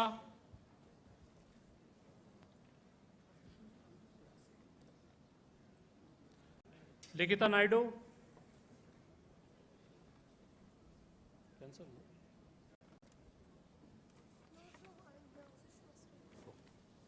सुषमा श्री,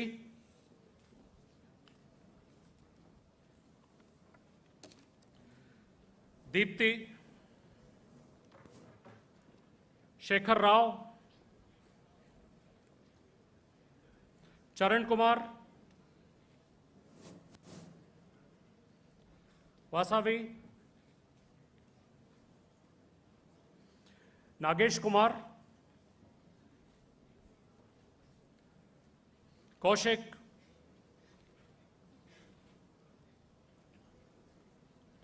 चांदनी,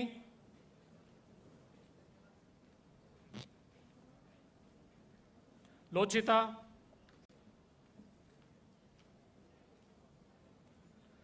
हरि कृष्णा, पृथ्वी विवेक, साई पवन, विनय, अरविंद,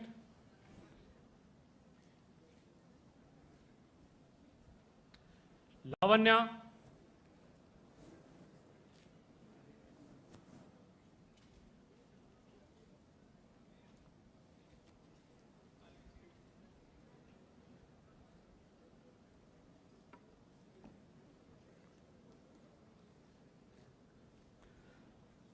तनवीर,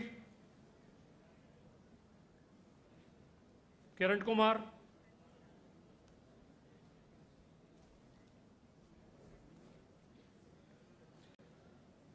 मोहित,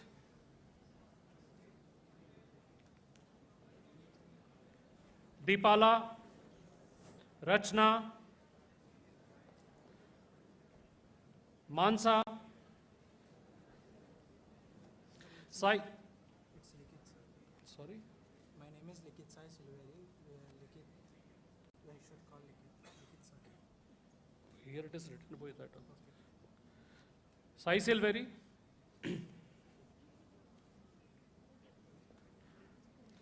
Shravani, Soumya, Pallavi, Yogeshwari,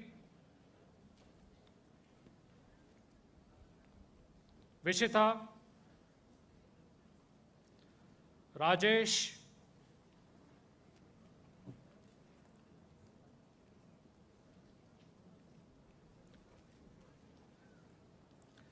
Kartikeya,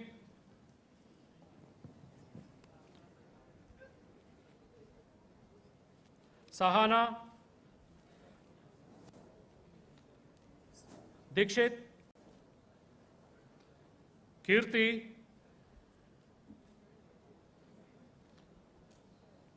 Lokesh,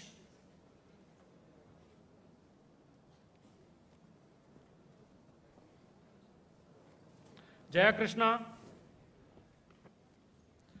Sujit, Akhil Reddy, Nikhil Reddy, Prithvi,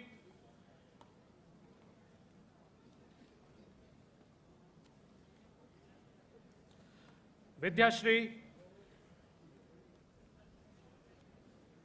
Maina,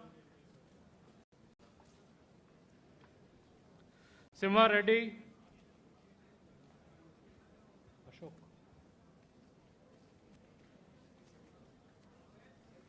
Simha Reddy, Simha Reddy, Ashok,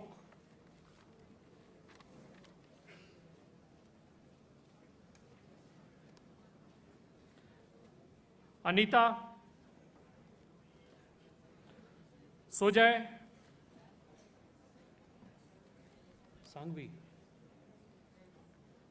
Sangvi,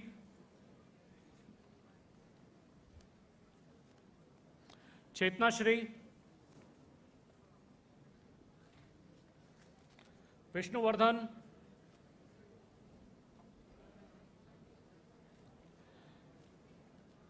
Gevalli,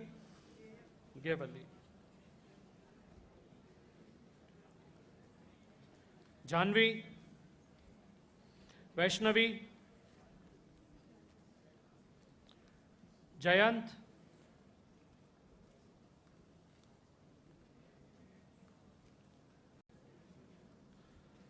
Bharat Kumar,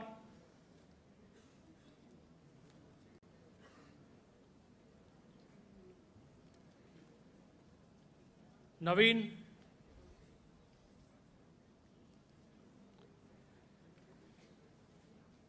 Shweta, Ashrita, Jayanti,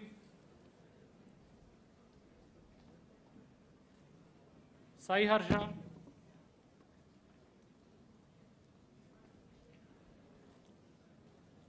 Sharad Kumar,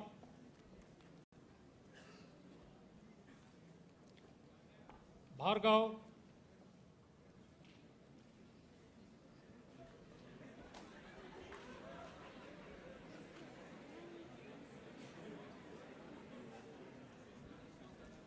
Mithila,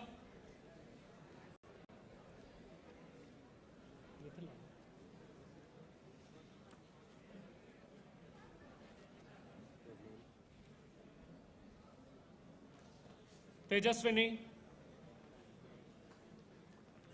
Bhavya,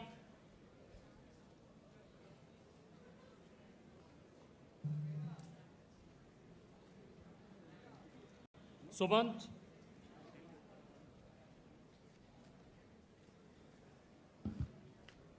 Harshvardhan,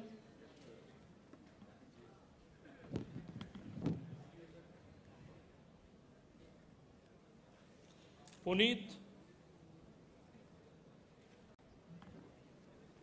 Pavitra,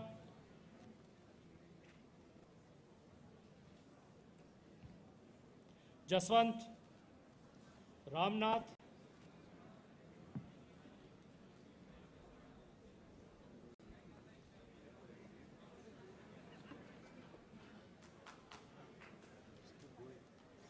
Raghavendra,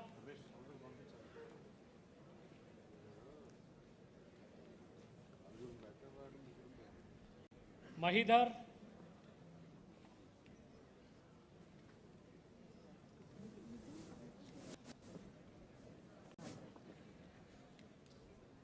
Arafat Ali,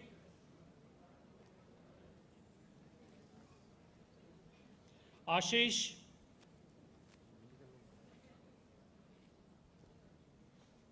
Rizwan, Sushma, Sujni, Alekhya,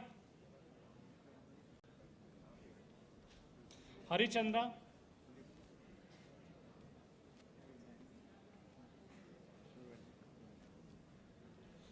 Vinay Kumar,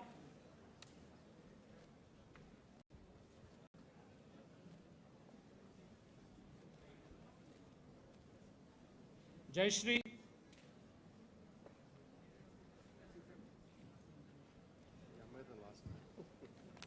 Latham Davi,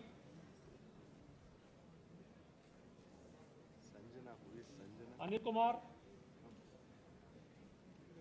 Srushti S, and Lakshmi.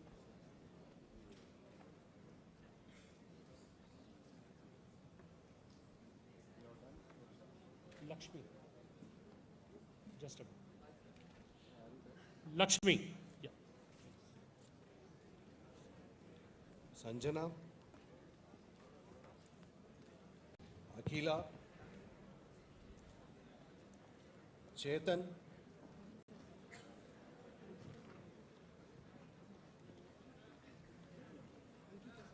Ankita,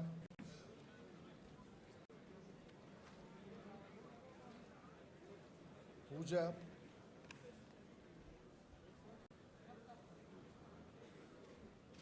Nandini, Pranati, Nikita,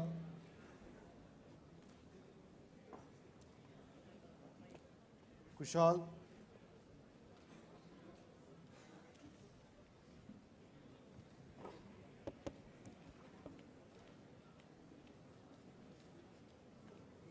Karun Teja,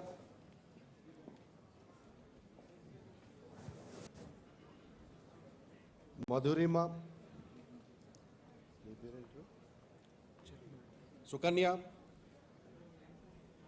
Charan Reddy, Monica, Nagashri, Tejaswini, Pragati, Srivijaya, Pranita, Priyanka, Sivalila,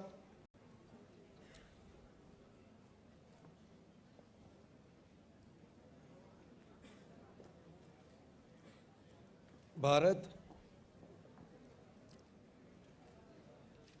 Lahari,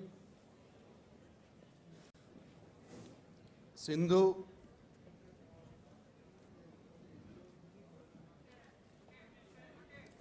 Etish,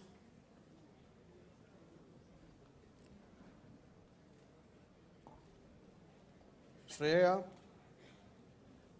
we have to go there. Tarun Tej, Harshavardhan,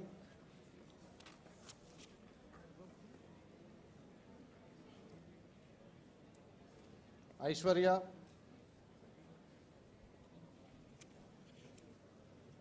Avinash, Harish Kumar,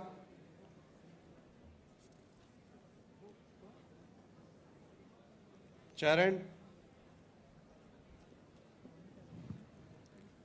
Siddharth, Divya, Charishma, Ganga,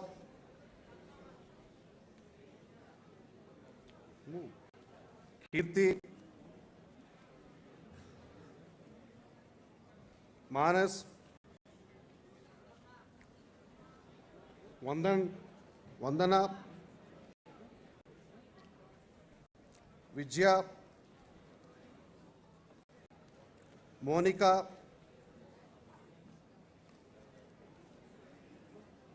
Indu,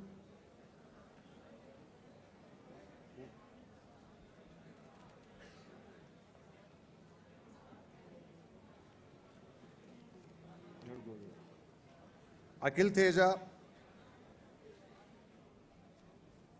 you should move. Naveen,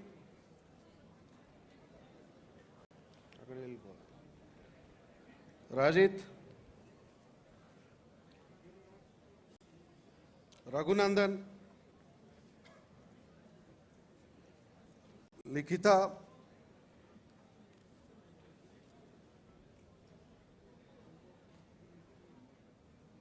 Sadhineni, Shruti, what's her name? Sri Gauri, Praveena, Likita Priya,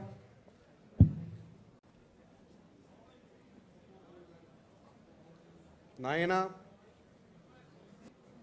should be there. Maunesh,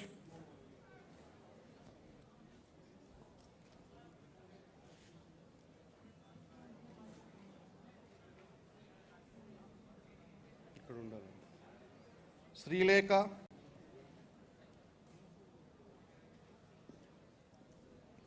Navya, Madhupriya,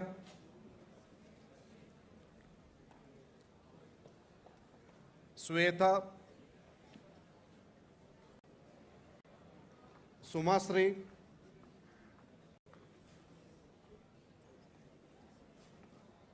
Saumya, Harika,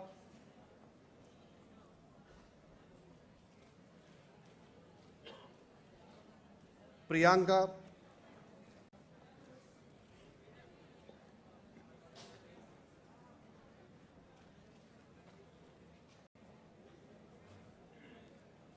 Divya Prasad,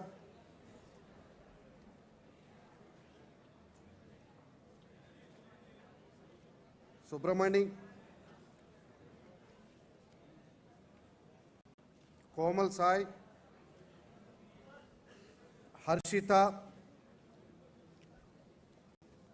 Devi Priya, Saujanya, what's her name? Nikhila,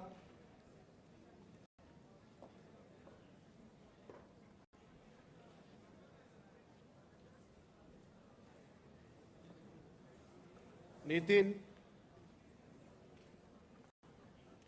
Nivedita, Harshita,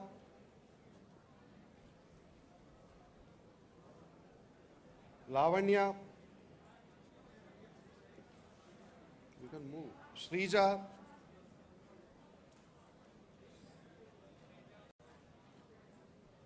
Arun Tej,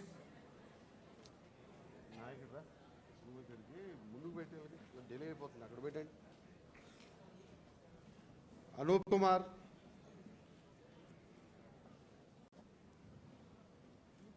Tanmay,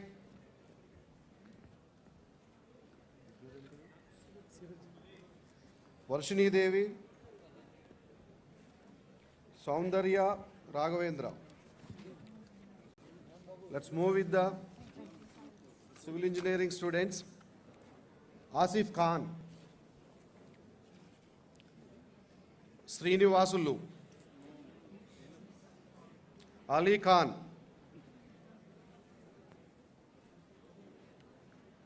Shirisha, Sumant, Mohan Babu,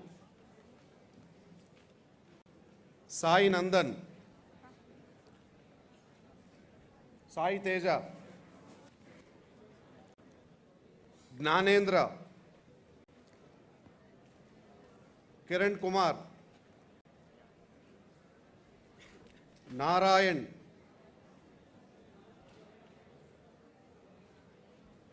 Uday Yadav, Monica, Abhilash,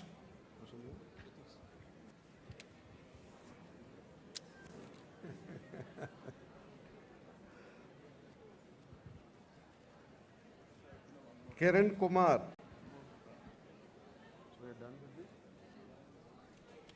Aitish, the final student of civil engineering.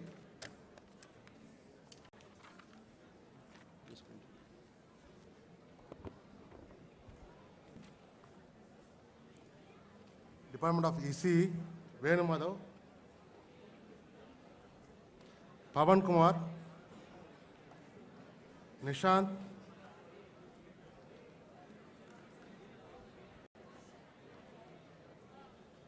Vishnuvardhan, Santosh, Manideep,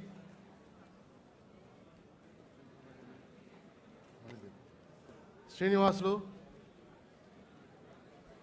Balakrishna, Sriharsha,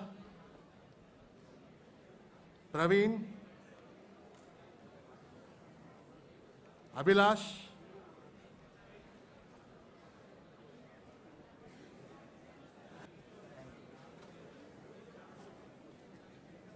Panibhusha, Sweta, Maintain silence. Rupa Devi, Akhileshwar, Sandhya, Nandita, Sai Rakesh, Basha,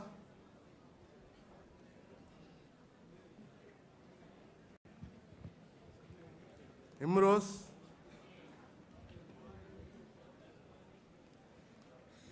Charan, Chandrasekhar, Harika, Rushikesh, Sunil, Bhargavi, Govardhan, Revati, Harika,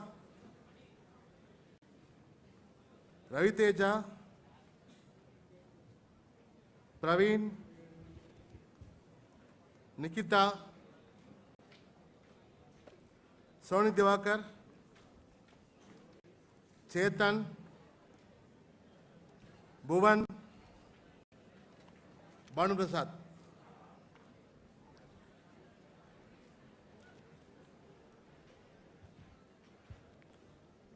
Vishnuvardhan, Rohit, Rupanjali,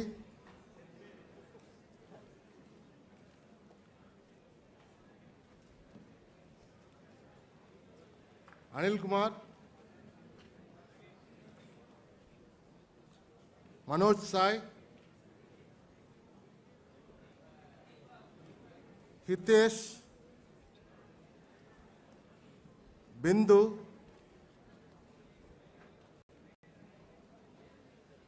Chandana, Panindra, Hemant Kumar, Ranjit,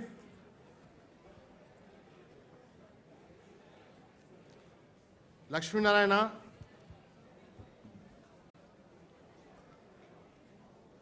Dikshita, Tejashwar, Sankar,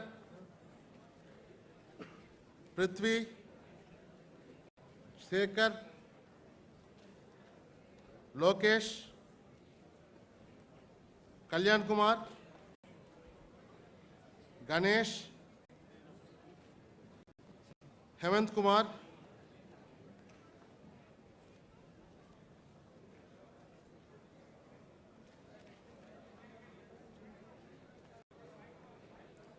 Archana, Rachana, Chakardar,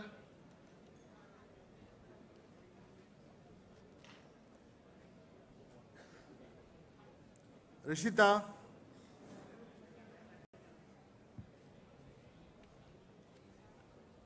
Nagasai,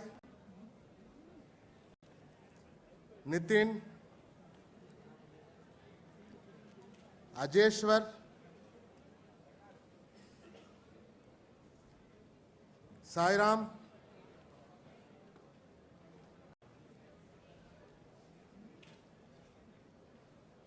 Vinisha Reddy,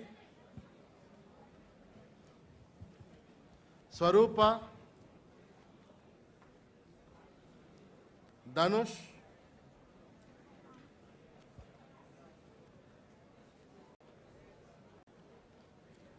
Ganesh,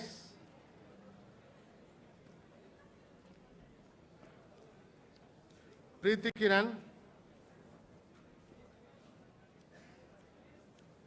Sivasai, Hemant Prasad, Vivek, Kirtana,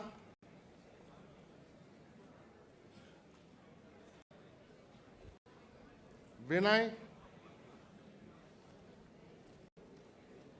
Pramod,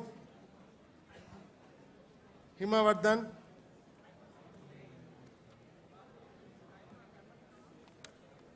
Yashwant, Anand, Kishore Yadav, Abhishek,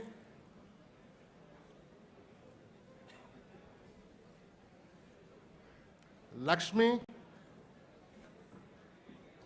Sivasumant, Praneeth, Hemeshwarya,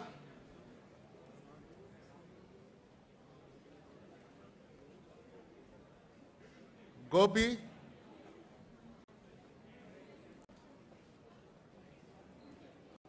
Chandu, Sairam,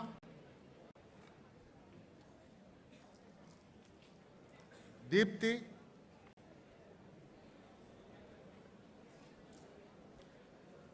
Sai Ganesh, Sandeep, Sweta, Asad, Narayana Reddy,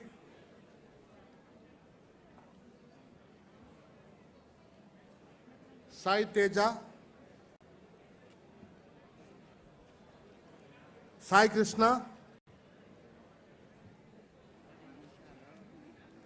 Nikhil,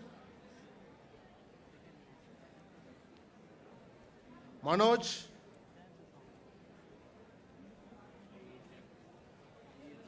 Neha,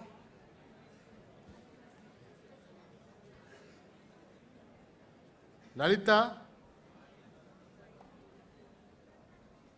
Manaswini,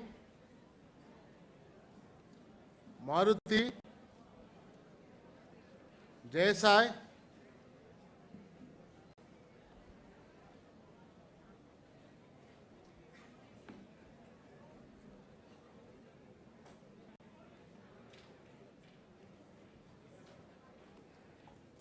Gautami, Abdul Wajid, Shreyas, Pratiksha,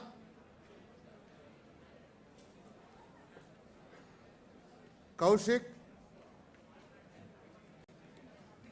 Mohan,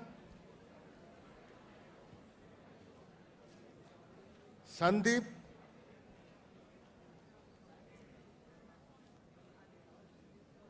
Pranavi, Deepti,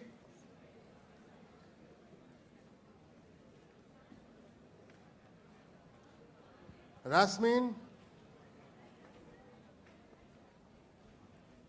Ajita Sri,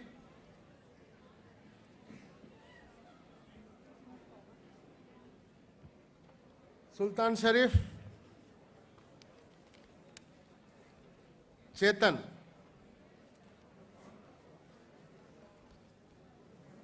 Krishnakant, Dilip, Chaitanya,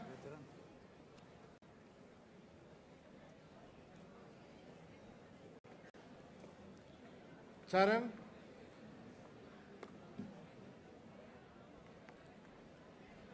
Danraj,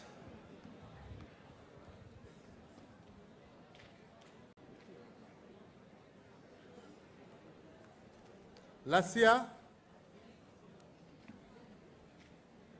Ashok,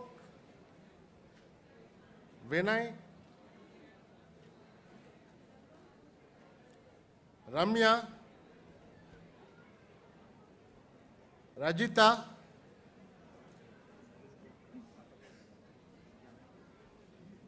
Jagdish,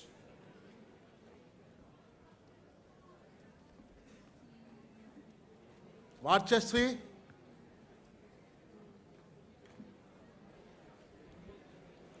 Krishna,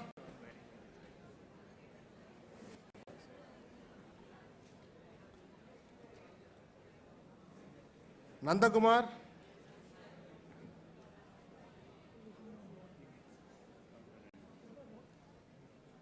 Muzamil,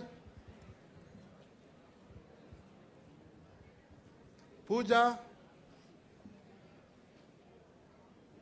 Preksha,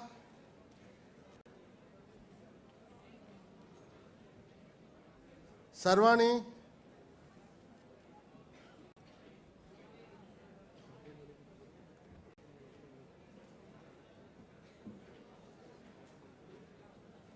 Shashank,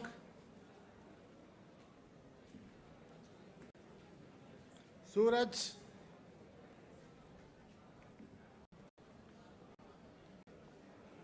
Dada Hussain,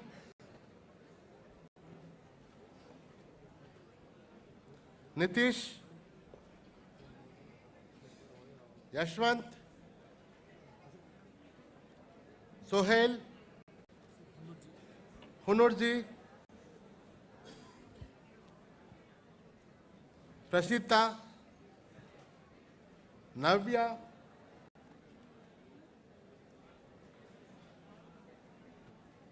Sai Kiran, Likit,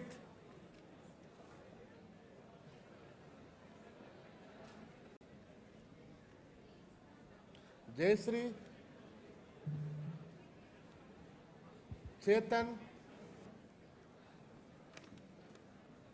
Hani Chaudhary, Department of Triple E,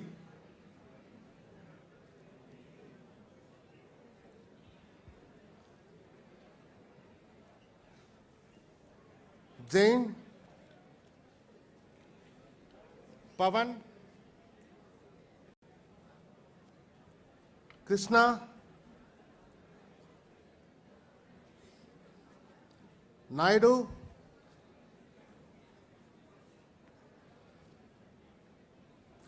Suprita, Likita, Akram Hussain, Vishal, Gayatri,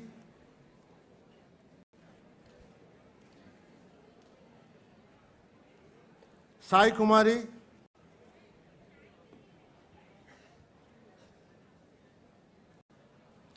Moidin Basha,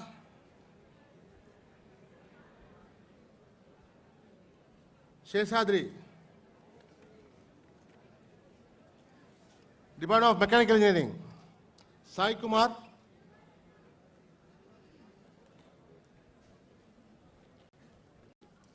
Akshaya, Chirant, Nitish, Prakash, Abdul Jafar,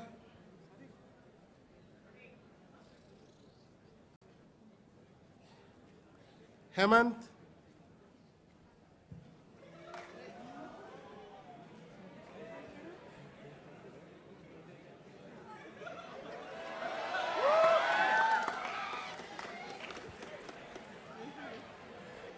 Mark Johnson,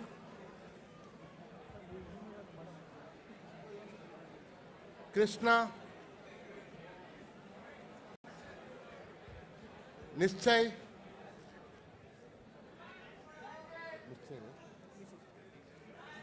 Pranay,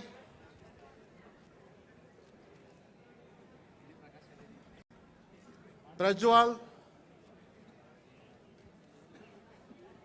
Harsha,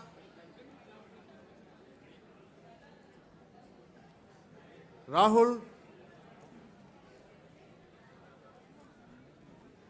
Salman, Vamsi, Naveen Kumar, Chandra, Akhil, Hemant, Rahul Reddy,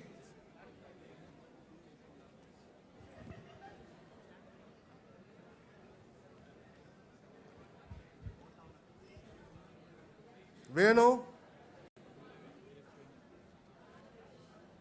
Mohan, Ujjwal, Yaswant, Rakesh, Ajit, Naveen,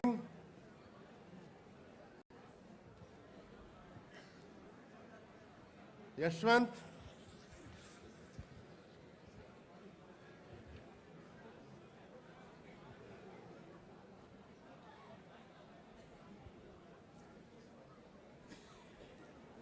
Drupad,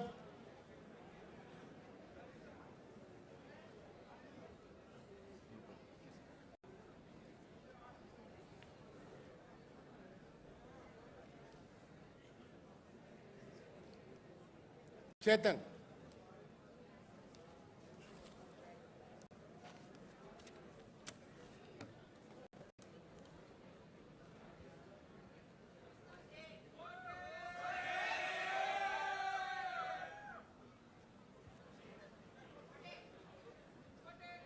Degrees in absentia.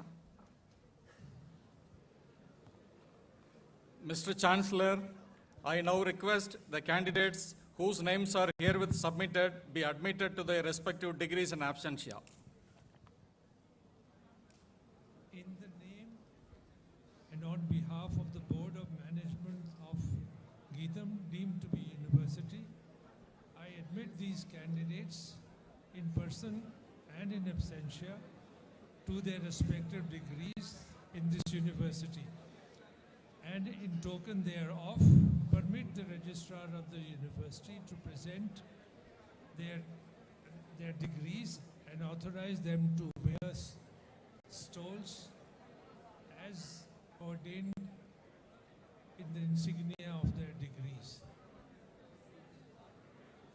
Signing the record of degrees by the Chancellor.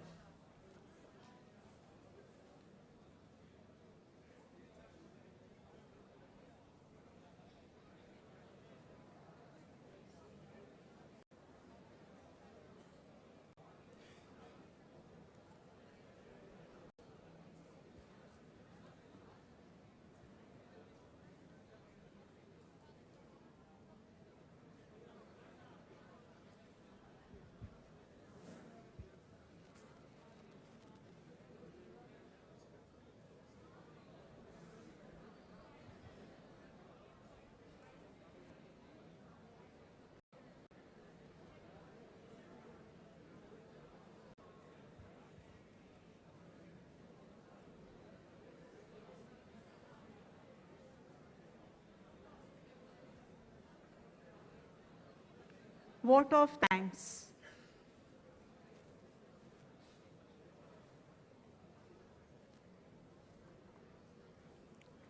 I move that the thanks of the convocation be tendered to Sri S.D. Shibulal for the address.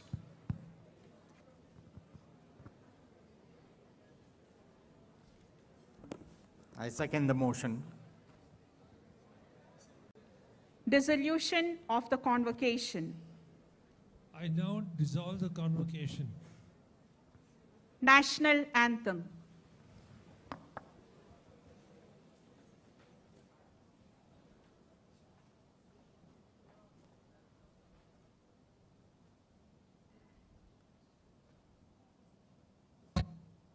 जनगण मन अधिनायक जय हे भारत भाग्य विधाता पंजाब सिंध गुजरात मराठा द्राविड उत्कल बंगा विंध्य हिमाचल यमुना गंगा उच्चल जलधि तरंगा तव शुभ नामे जागे तव शुभ आशीष मांगे गाहे तव जय गाथा जन गण मंगलदायक जय हे भारत भाग्य विधाता जय हे जय हे जय हे जय जय जय जय हे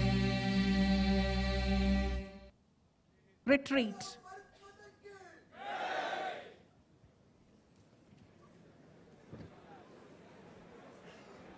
Retreat.